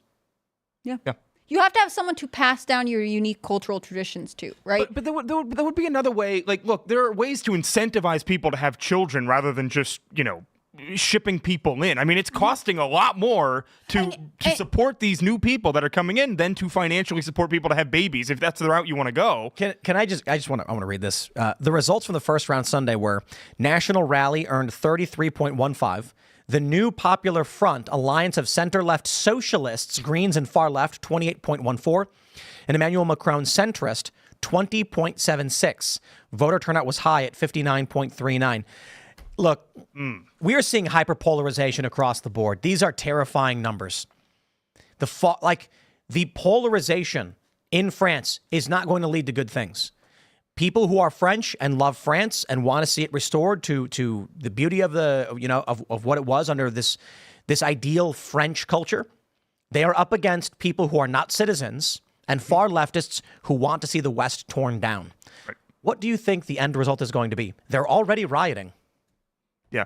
Well, we already knew at this point that, and everybody sort of predicted that. I don't know if you saw the videos and such of them boarding up windows in Paris before the results even came out. So we already knew that. But how far are they going to take something like that? How far are they going to go? And, what do we have to be worried about beyond that? Because, if the people are waking up and they're finally, I'm surprised by this result. I haven't been following this very closely, but, I don't think anybody really expected Europe to finally wake up. I'm hoping that we see that in the U.S. as well. But go to places in southern France and stuff where the crime rate is through the roof. All the locals have been driven out. And I don't know what do you do besides mass deportations to fix that stuff at this point? I think she's talking about arrests too, like imprisonment for people, stripping people of their actual citizenship if they adopt radical Islamist ideals. I'm not exactly. It's kind of vague, kind of based, and some vague rhetoric. I'm not sure exactly how or what, but people are obviously the majority, or I don't know if the majority is the right word, but the plurality, is that the right word? The 30-some%, the most of any of them seem to support this rhetoric. And it's been on the rise. I mean, and you're seeing this with a couple, like you mentioned, that you can incentivize people to have children. And you see this especially in Eastern Europe. There are a couple different countries that'll say, you know, I think Hungary is one of them where they're saying you don't have to pay income tax if you have a certain number of children. And, you know, I might get income, but there's a couple of them that are doing this because they say, we believe in helping our people have their own family, rather than saying, hey, it's okay if our native-born population goes away because we'll just bring in whoever, you know, happens to want to come across the border. And I think this is sort of reflective of the conversation that's happening in France. Like NPR was reporting on this, and one of the things they pointed out was, you know, you'll see a lot of especially young men who are saying, I feel like France doesn't have a place for me anymore, and they feel like this is my country and I should be treated differently than I am right now, where I'm told that, you know, I'm lowest priority. And so one of the policies that they're talking about is that, you know, social safety nets, any sort of social programming should be open to French citizens first over immigrants. And I feel like that is so basic. The fact that it's an extreme idea is upsetting. You know, it is one thing if you're a country that says we want to offer aid or we want to be compassionate, you know, you don't want to treat people who are different than you badly. On the other hand, like, if you're a taxpayer and you pay into a social program that's supposed to benefit you, the idea that someone who is not paying into it, it takes priority over you is obviously offensive. And it's the most Christian thing is to take care of yourself before you try to take care of someone else. Take the plank out of your own eye before you try and take the speck of dust out of your neighbor's eye, your brother's eye, or whatever. Put your own air mask on before you try and secure the mask of the person next to you. You have to protect the citizens of the country. That is primary motive number one. You support your citizens, and then you'll be able to handle an influx. That's the only way. When did this become controversial, though? Why are we even having to argue about whether or not that should be the top priority of the country? I think it is a reaction to Trump. I think that's what it was, because he was kind of saying those things. Well, he wasn't articulating it like that. People were like, Trump bad, anything Trump says bad, reverse. And like, what? No, that doesn't mean let everybody in any capacity. But it could also happen in cycles. I don't know. I think it's been happening for a long time, right? But it just accelerated. I mean, so quickly, though. It's almost like, it seems like, you know, overnight almost. I think it was when they said, come. When Biden and Harris were like, you can come here. They said something publicly, like real early on in his administration. I thought it was Kamala saying, don't come. Later, she was like, don't come. Trump's like, I'm going to come. No, never mind. Yeah. After she realized, like, oh, God, what have we unleashed? So Biden, like, kind of urged people to come to the States. It was early on. I don't remember. I wish I could find the quote or pull off the quote off the top of my head. And then after that, there was just a surge. And then Kamala came out and was like, don't come. Don't. We made a mistake. She didn't go that far. She just said, don't. Stop, please. But so what's a little bit worrying, and I won't say too much more about this, but like what worries me about these numbers is you still have the majority of people, you know, because only 33% are the ones that are kind of rebuking these policies. Do not come. There we go. Give it to me, Kamala. Do not come. She's serious. I'm going to come. I'm going to come. That was the meme. So you were saying, 67% of the people are not for this? Apparently, they still support what's going on over there because they didn't vote against those policies. They're voting in favor of the BS that's going on in Europe and France in particular right now. I think a lot of it comes from ignorance, too, because if you don't know how dangerous it is to allow foreigners en masse into your country in an unmitigated migration, then you might just be like, we got to help everybody. Right. And so it's like this form of ignorance in a way. The challenge is it's always low IQ people and disinterested people versus passionate people and higher IQ people. And this is why I think we need to restrict voting. No question. The voting restriction should be something reasonable and easy, but I believe... Landowners? Nah, it's too difficult. Landowners made sense when we had small communities and people were mostly like farming. But then we got to with industrialization and offices, people now rent apartments. They don't intend to own something. They want to move somewhere later. There's a lot, you know, this is frowned upon by the left almost all the time, but there is a reason to rent. You're younger, you want to live in the city for a little bit, and then you don't want to spend a lot of money. You don't want to put in a big down payment. You want to work a job, move up, save money, and then get a down payment to buy a house in the suburbs, to have a family. These things can make sense. But I think we need some kind of minor hurdle that keeps out disinterested people. Vivek talks about civics tests, like a high school civics test. I think selective service is the perfect option. In order to vote, you sign up for selective service, and in response, they mail you your voter card. Your voter card entitles you to vote. Don't have it, you don't vote. Signing up for selective service is completely optional for men and women. If you want to vote, you must sign up, and then you get your voter You card. have skin in the game. And we haven't had a draft in 50 some odd years. And I don't expect there to be one. But if you want to say in how we have wars and who gets sent to war, right now, understand this: men are forced to sign up for selective service, and women overwhelmingly are voting for war. I'm not okay with that. Right. All these women are voting Democrat and heavily, and they're voting for war to put men in harm's way. It's not equality. If the men want to choose to fight and die for their country and the people they believe in, so be it. But hold on. That would mean the men who are forced to fight and die in wars would have a say in whether or not we do. So I think selective service makes a lot of sense. And that would instantly remove all low information and disinterested voters. Democrats would no longer be able to do these big voter drives where they'd go to rock concerts and say, sign up to vote. They're going to be like, if I fill that out, you're saying I could get drafted. Screw that. I'm not doing that. And then it's like, okay. And then guess what? All the low information, low IQ, disinterested voters are gone. And what happens to your country? It blossoms.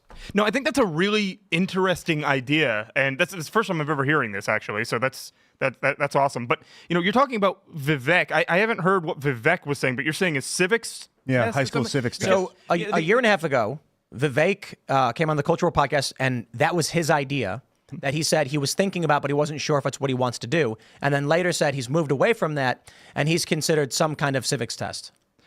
Oh, really? Well, see, the problem with the only problem with something like that I can think of right off the bat is what's the left going to do? They're going to attack that as racist. They're going to say it's just a literacy test all over again. How do you respond to that? Yeah, I think that selective service makes more sense because you don't need to be smart to join the selective service. Right. You just need to be willing to serve the country. Yeah. And so therefore you get a say in where the country goes and what the country does. Yep. Or who's going to decide for you? Who's going to be your commander? You get to decide because you're part of the game.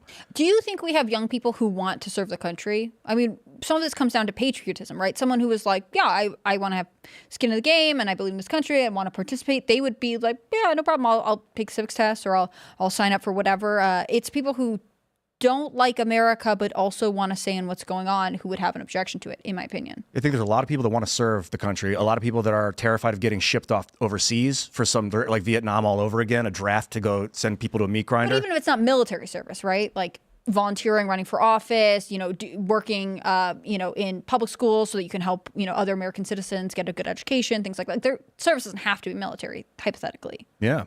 And it'd be a lot better than just complaining online. Like I know a lot of people that just post online. Well, hey, and that's what I do for a living. I know, but the people that aren't making money doing it, that are just doing it and going to a job they hate and then complaining out of fear. Like it's one thing like complaining because there's a problem and like suggesting solutions. That's a different story. But the people that are just like bad thing, like you can serve in other ways. Maybe that even feels like they're doing their duty, but it's not. I think that we need more service. But I mean, how would you define it exactly?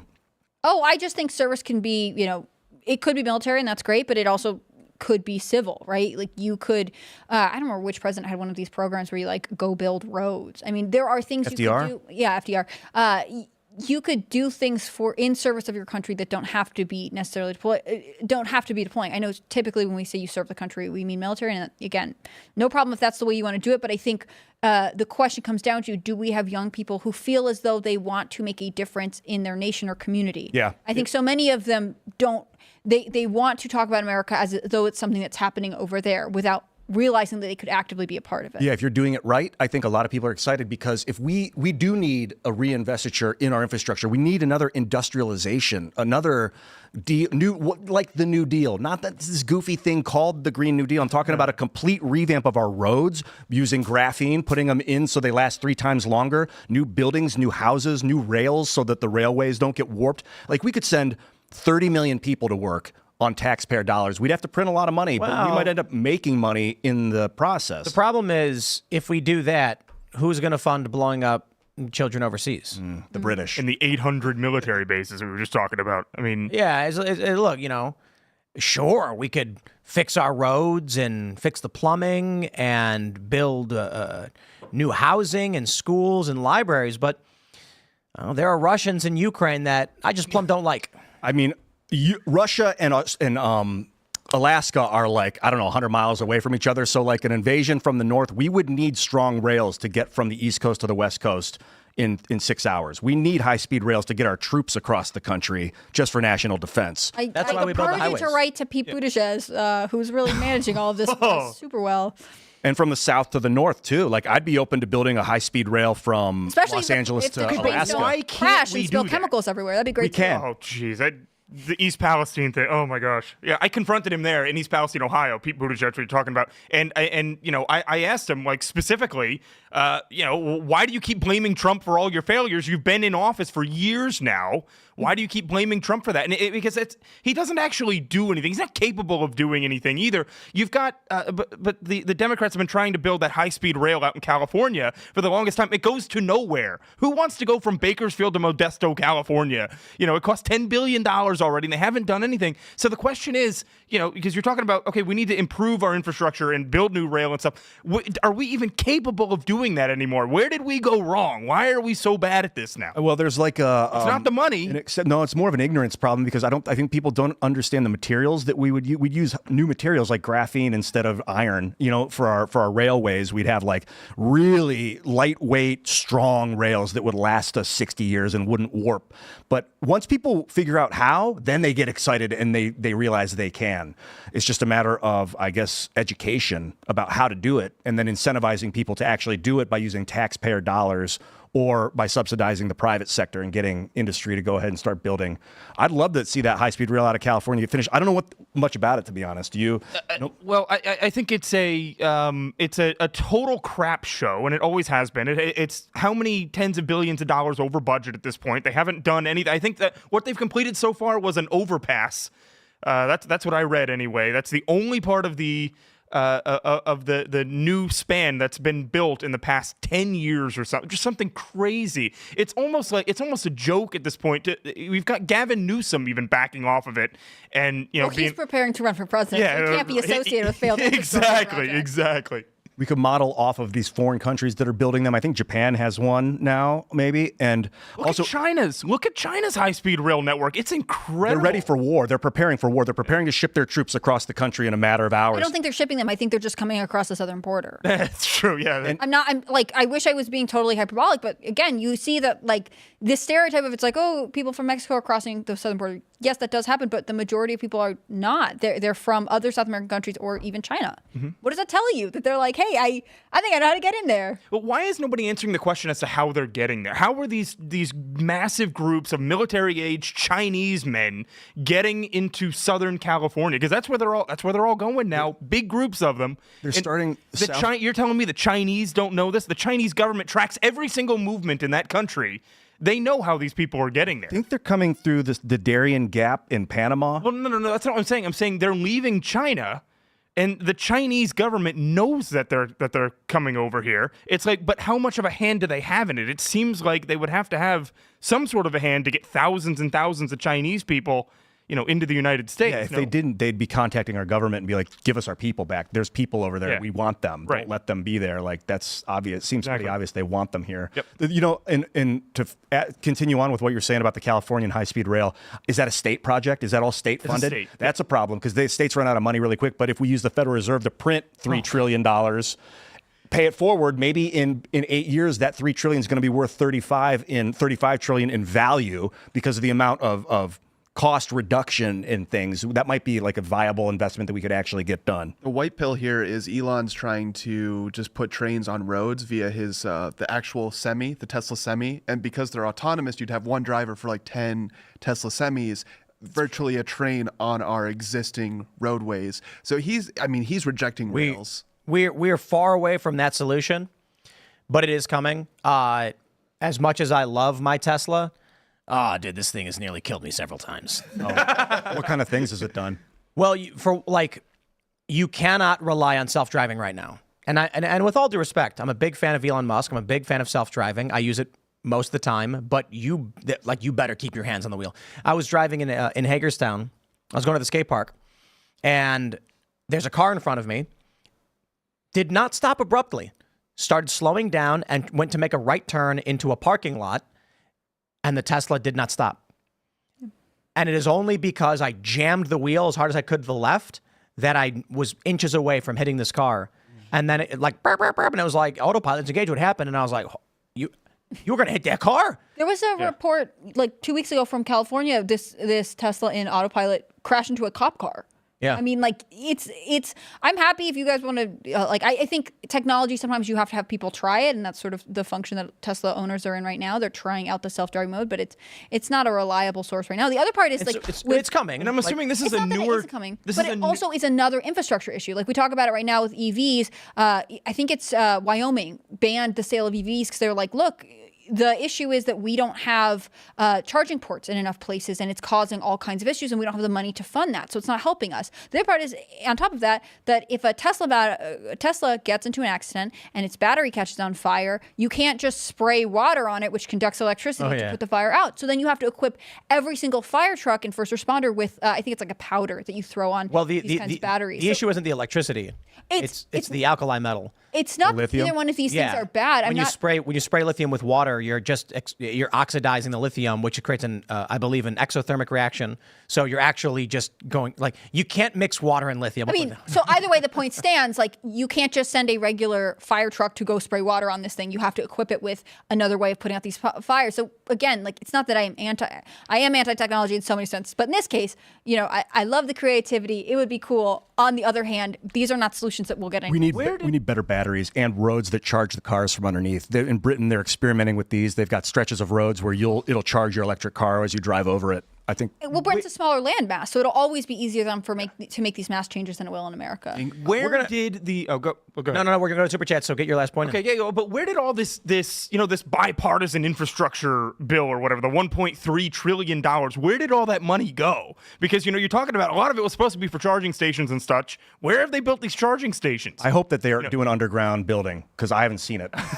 They've only popped up a small the secret number. underground city for Americans. I hope they're getting the wiring done ahead of time, and then they're going to pop all the charging stations up at once. I hope. Because it doesn't look like a lot's come out of this yet. Pete Buttigieg was taking some heat for that the other day. I think Elon Musk even tweeted about it, being like, okay, $10 billion has been spent, and there is one new charging station. Let me read that again. One new charging station. I'd like to see how much of that is administrative costs. We're going to go to Super Chats. So if you haven't already, would you kindly smash that like button, subscribe to this channel, share the show with your friends, head over to timcast.com, click join us to become a member and support our work directly. We're going to have a members-only uncensored show coming up for you tonight. It's going to be a lot of fun. We've got some silly stories for you that you're going to rather enjoy, and we'll have a good laugh because we will not be having one tomorrow as we will be taken off for the holiday weekend. So we're only going to have 2 this week. But we'll read your Super Chats right now. You're with the first Super Chat says Civil War 2025. We hope not. We hope not. Raymond G. Stanley Jr. says, Tim, you big city folks come to the woods to tell us how to pronounce names we grew up with. Harumph, I say. Weiss Markets is pronounced wise, good sir. Well, Raymond, I'm buying it, and I'm going to call it whatever I want from now on. From now on, it's called Weiss Supermarket. No, I think it's it's German, right? That'd be Weiss if it would was be German, Weiss, yeah. Isn't it? Somebody called I've the always heard CEO. They Weiss. must have a pronunciation tab on their About section on their website. Wise. Ways. Is it Ways? There's a Wise potato chips in PA too, like a brand. Weis though. Right. So I've always heard Weiss, and I'm from the area, so Right. Everyone says Weiss. yeah. But I'm like, if it's German, it would be Weiss. Yeah. Weiss sounds cooler anyway. Yeah. Let's go. Salty Bag of Nuts says, I'll be attending the New Kids on the Block concert during your show. My wife and kids' happiness matters more, I guess. Please invite said band onto the Culture Show so I can finally get my wife to watch. What a good Yeah, that'd be dad. fun. I'd be totally down for that. The rights. I like when we get messages like that where it's like dads being like, my wife's in labor. It's her birthday. I'm going to this thing with my kids. Like, this is what we need. Active family men in America. The New Kids on the Block were huge when I was in 3rd grade. Really? All the girls loved them so much, and we were all so jealous. All Would the I boys. know any of You're their just songs? aging yourself over there. Yeah. What was their biggest song? The right stuff. Not old enough for Oh, wow. I remember that one. All right. Aquafan says, I find it odd to say 4th of July. I don't celebrate 25th of December. I celebrate Christmas. Likewise, I don't say celebrate 4th of July. I say celebrate Independence Day. Did you know that the signing was July 2nd? Yeah. Does he celebrate MAGA month? I mean, I'd say Are you that's celebrating MAGA month over there? Come on. MAGA month. Every corporation's got to change their profile photos to red, white, and blue. That's what we do. MAGA month. America month. What's up with that? We red, don't white, just and get blue? one Where does that day. come from? It's symbolic, right? I assume it has something to do with the ease of dyes back in the day, access, because basically every country is red, white, and blue. Yeah, a lot of them. It's you ever see those? You know, it's really funny. I always love pointing out the Dutch flags that are everywhere, and they say "open" on them. Have you noticed that?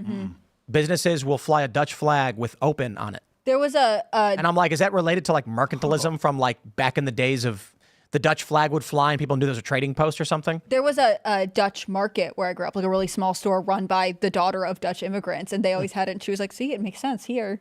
I think it might.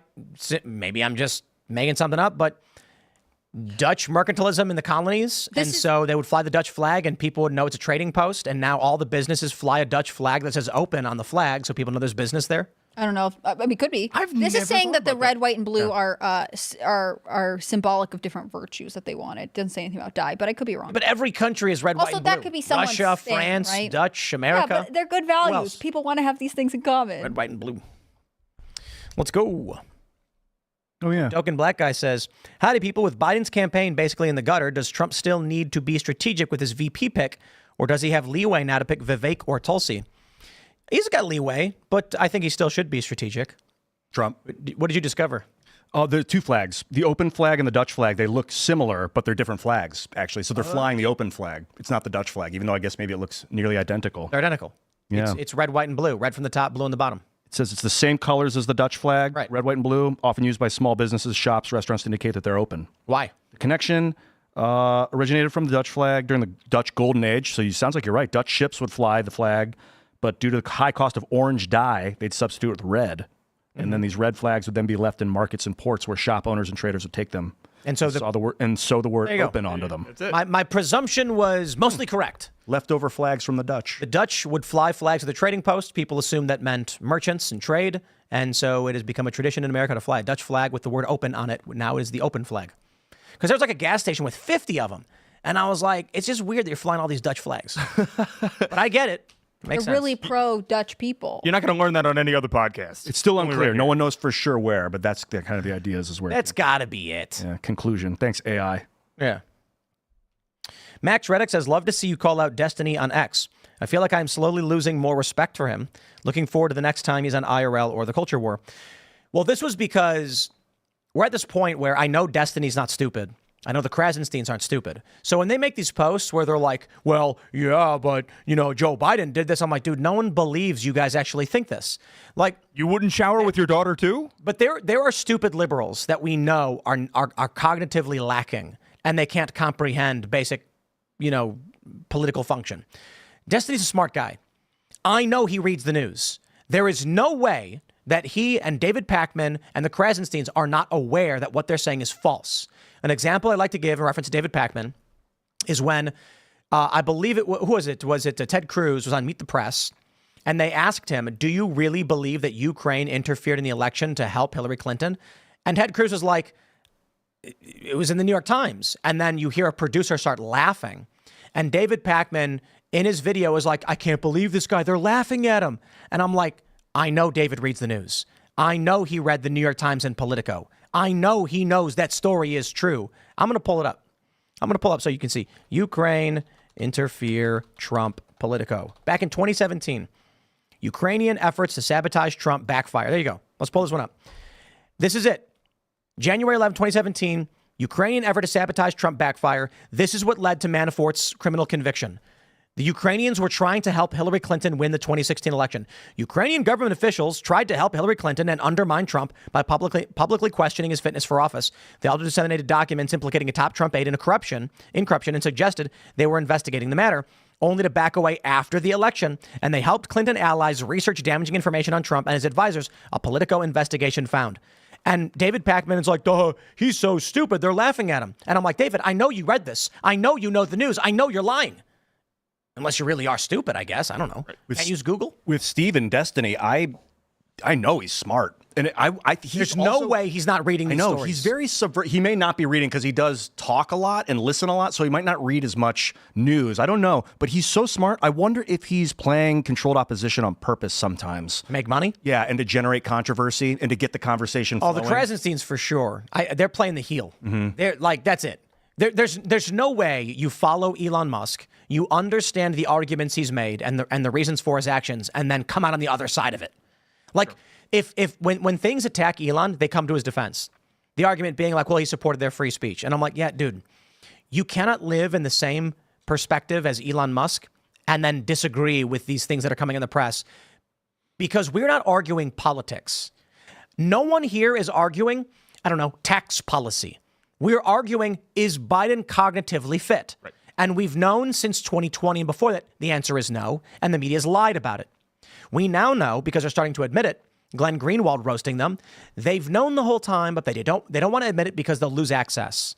So when we were pointing out all of these videos of Biden stumbling and bumbling and saying nonsense words, the media called them cheap fakes because they were worried they would lose access to the White House. That is Destiny. That is David Pakman. That is the Krasensteins. They lie to you because they're scared of losing access. How fun. Yeah, I think you have, people say all the time, it's like, oh, well, somebody like, I know I brought up Harry Sisson a couple times tonight, but he's been in the news a lot. Harry is not, look, I've known Harry for over a year now. He is not a stupid person, but he is saying what is going to, what his, number one, what his base wants to hear, and number two, what the regime wants to hear. And it's paying off for him well. I mean, look, he's getting bigger and bigger and bigger. He thrives off the controversy. Because every time somebody like us attacks him, every time I bring up his name, on a show like this, more and more his name ID goes up, his TikTok grows. Fox News was pushing his tweets out. All yesterday. press is good press. All press is good press for some of these people, and it's working for him. All right, let's read some more. Cameron Keir says, how long until the New York Times starts running stories about the 10% for the big guy? Yep. They're going to start coming out and saying all of these things are true because the move now is to get Joe Biden to resign or drop out or whatever. Open convention, maybe? Yeah, I could see that as a threat behind the scenes. If they're like, look, Joe, we're going public with everything unless you step. So they're using it as like a bargaining chip at this point where you step aside. Or Gabriel Lopez says life extension is not happening. We have prevented people from dying earlier, but not extended life in any way. Genesis 6:3, God, right before the flood, God put a cap of 120 years on us. Well, my understanding, and this is cursory scientific review, is that the average human being has a potential lifespan of 190 years before absolute collapse. However, this would require like perfect cellular regeneration in line with like standard aging. So the issue typically is that by the time we reach around 79, 80 years old, the defects have piled up to the point where an organ fails and then you get a cascade failure. But generally, based on telomeres breaking down and the aging process, the estimate is that even with perfect medical intervention, humans can't live past around 190. Because then your cells just collapse. You turn into jelly. You're done. how old do you want to live to, though? I mean, it seems like after a certain point, do you want to live much longer than Joe Biden? I want to live till I don't want to live anymore. The question is, how long do you want to be old? Right, okay, and so there's these great philosophical discussions that I recommend people Google search and read about. And the question that people often bring up is, oh, you get old, you don't want to live anymore. People say, I'm too old. No, the question is, how old do you want to be and for how long?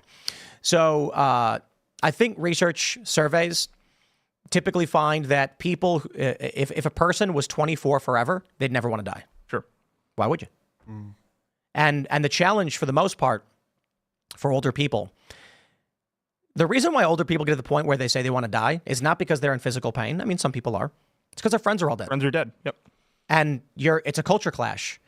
So, people really don't understand I don't think people think deeply about culture shock and how important it is to understand. If you today teleported 50 years into the past, it would be very, very hard for you to navigate that world. How do you set a meeting? How do you find the news? What do you do? Now we understand TV and news and radio and all that stuff, but you're going to be like, I am not used to having to ask someone to meet me at a location, using a map, having to memorize 30 phone numbers. Nobody does that anymore. I used to. That's wild. I used to read through my book of phone numbers and memorize everybody's name and number. But it's worse than that, too, because that's technological shock. The culture shock would be that if you today went back 100 years, you would not like it. Not a single conservative Christian Trump-supporting American would want to live 100 years ago. Under blasphemy laws, you wouldn't want to live under those laws, even Christian ones. There's a lot of Christians who are probably saying right now, that's great. Yeah, I think they'd not enjoy it. And I think that's why modern conservatives are fans of free speech. But going back in the day, swearing in public and getting arrested, people would be like, this is a little too much for me. I kind of think that we've done pretty well, but we're upset about degeneracy. That I can respect. Mick Jagger has a lot of young friends. I was just watching him. He said a lot of his people his age have died And so he's like, I guess that's why I got a lot of young friends. And he's super youthful for being, 85 or whatever the hell that he is, old dancing now? on stage. My I don't know yet, God. 80-something, I think. It's pretty impressive. All right. Very Angry Citizen says, Tim, your 6 p.m. video hit home hard. In 2019, 2020, I was able to afford a car payment and small extras. I'm making $4K more, but on a dime and a nickel budget with 0 subscriptions and no extras, barely living. That was I showed the chart where actual household wealth has declined based on inflation.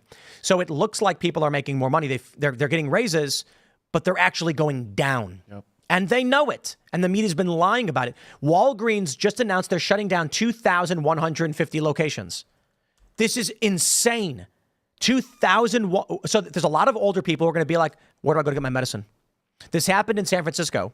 There was a story where they shut down like 3 or 4 like Dwayne Reeds or something or Targets.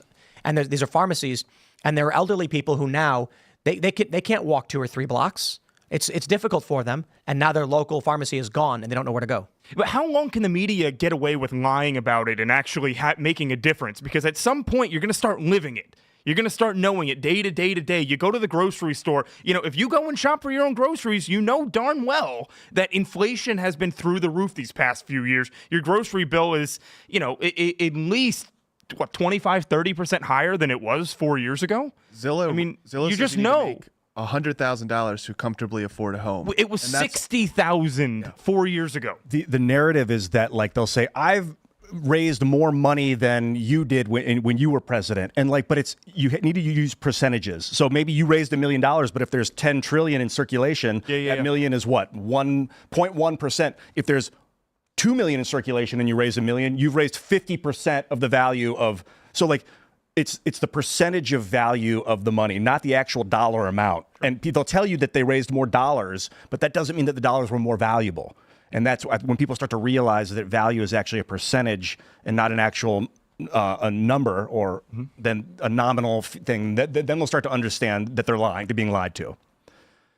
Maybe that was a little confusing. I'll explain that later again, over and over again. Harry Lawrence says, problem with that theory. If Biden steps down, Harris becomes president and Speaker of the House becomes VP and president of the Senate, where Dem will no longer have a majority. No, I don't think that's how it works. That's the line of succession for the president, but I don't think the Speaker becomes the VP. Someone want to fact check that? Well, I know we were talking about this a little bit earlier, where I don't think it's linear. I think it were to happen where the line of succession comes in when, let's say, the third in line would end up being president of the United States if the president and the vice president both died at the same time or something like that. I think that's the way that it works. And in that case, I don't even think the vice president, I think, becomes acting president for acting president. Yeah, so it's not linear. I don't believe the Speaker of the House doesn't automatically become the vice Right, president. they choose someone, don't they? Yeah, I mean, who was it who didn't have a vice president? Was it I don't know. What happened with Gerald Ford? I can't remember. I'll do some Googling quietly over here. Well, let's read some more super chats while we're at it. Kai says, polls are false flag. Still campaign like you were 10 points behind. Agreed, Amen, brother. Yeah, that's a great point, because everybody right now, all this red wave talk that you keep hearing on X, it's exactly what, you don't want people to feel, actually Charlie Kirk, I think, tweeted it out today. He said, ignore all the polls, don't pay attention to them, because people are going to get complacent and they're going to think, oh, well, what's the point? I'm not going to waste time going to vote. There's no point. Trump's going to sweep. Right. And people are saying all 50 states, he's going to win all 50 states. That's not the attitude that we need to be having right now. Well, and even if he is, it matters down ticket. Great. Sure. If you feel like the presidency is locked in, start paying a ton of attention to your congressional races and your Senate races, especially if you live in a state like Montana, where it's right on the edge of potentially flipping. Pay attention to your state and local races. If you feel like everything's locked up, you're going to go vote, now's the time to research the other candidates that could really impact your life in the legislature that you have to abide by. The margins are so thin. How do they swap Biden out without affecting the ballots? Isn't Biden already on the ballots in a bunch of these states? A bunch of states, yeah. So if they were to switch him out, then the Democrats can't win. But there's no way they'll actually allow that to happen, though, because it's the same thing in Ohio. Technically, for the longest time, Biden wasn't actually going to be able to appear on the ballot in Ohio. Because they weren't going to meet the deadline for him to be on the ballot. And, of course, they pull some strings and change it. They will get that change. I don't think they're going to let that be a hurdle. So Carlos Mucha says, fun fact, Joe Biden's birth in 1942 was closer in time to Sherman's burning of Atlanta in 1864 than to the presidential debate in Atlanta this year. Whoa. Jeez.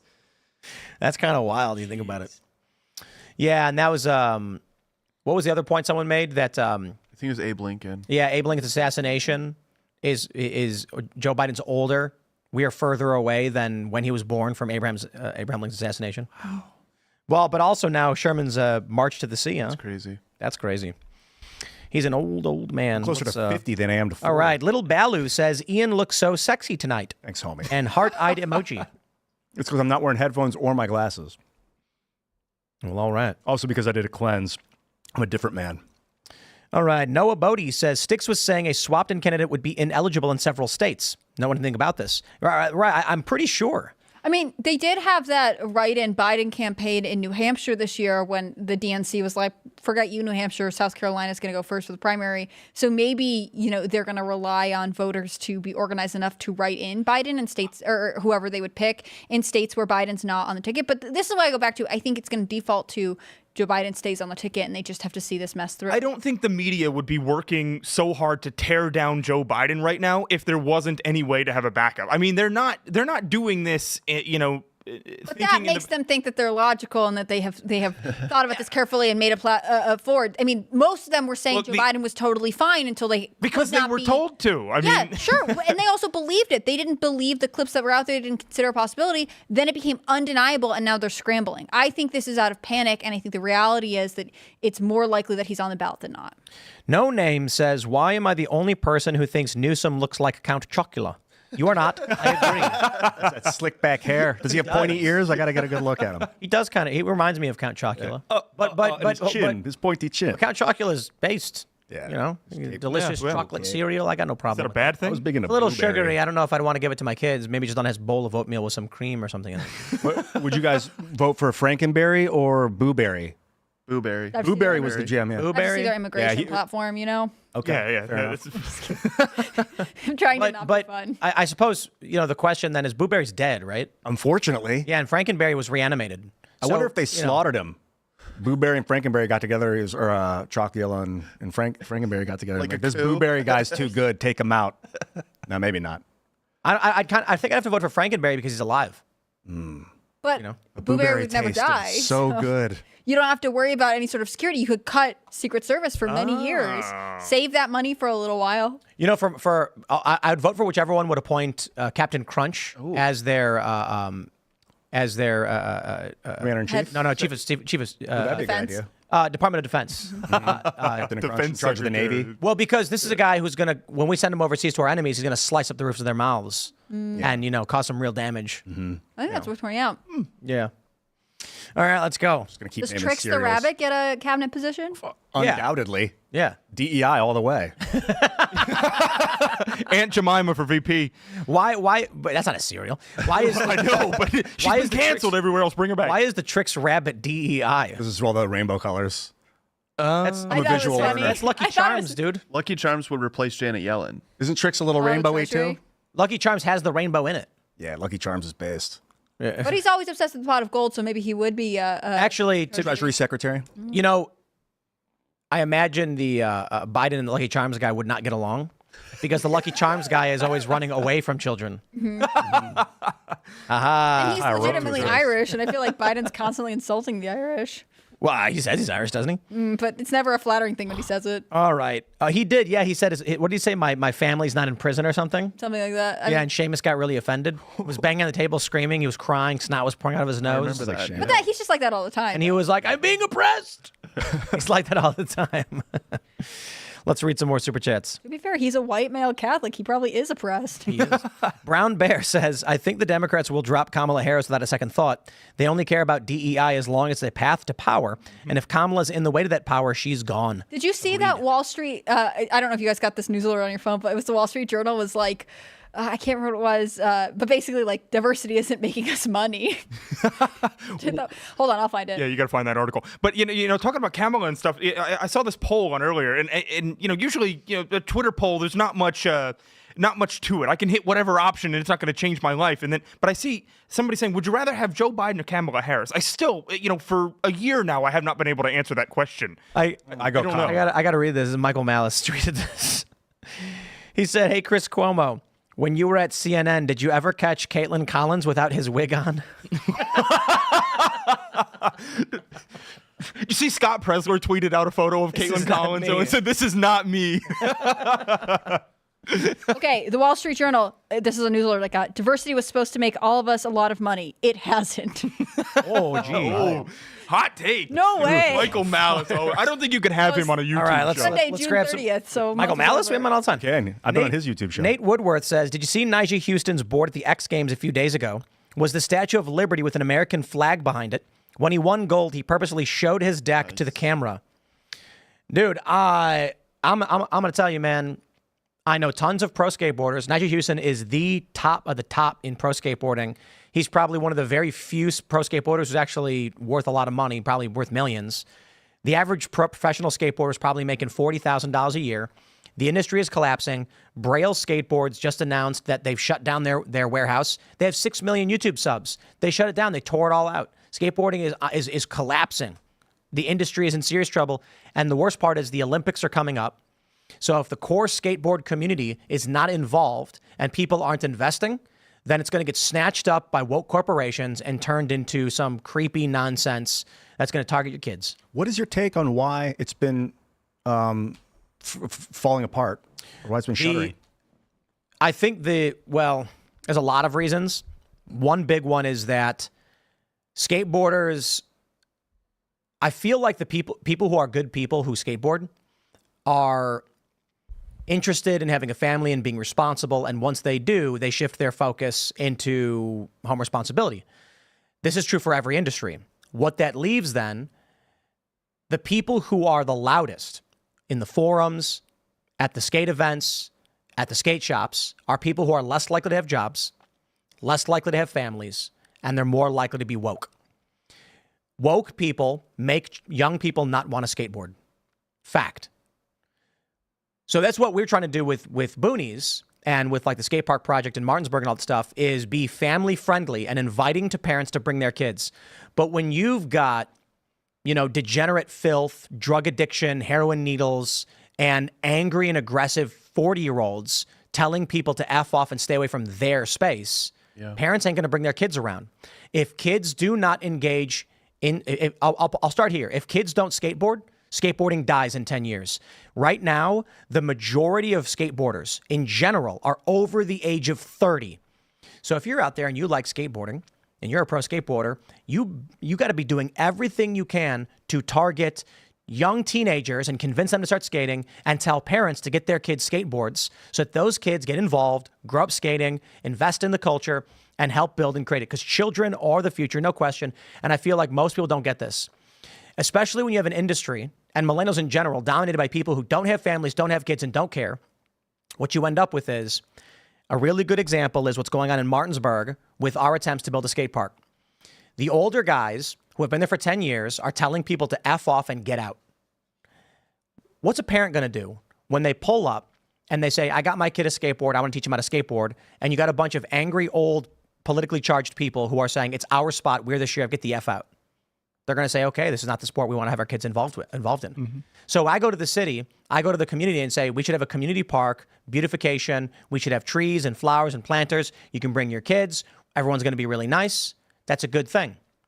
But the woke element in Martinsburg is desperately trying to stop it from happening. It's interesting. And also... So one last point real quick, because we do got to go to the members-only show. I was talking to Brett Dasovic and a few other rollerbladers. Like, how did rollerblading die? Rollerblading was the biggest sport, 33 million participants in the 90s.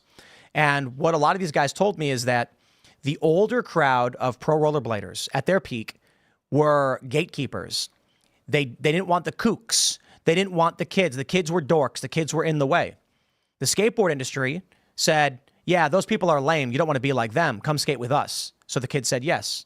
Skateboarding became cool. Rollerblading became uncool. Everyone quit rollerblading.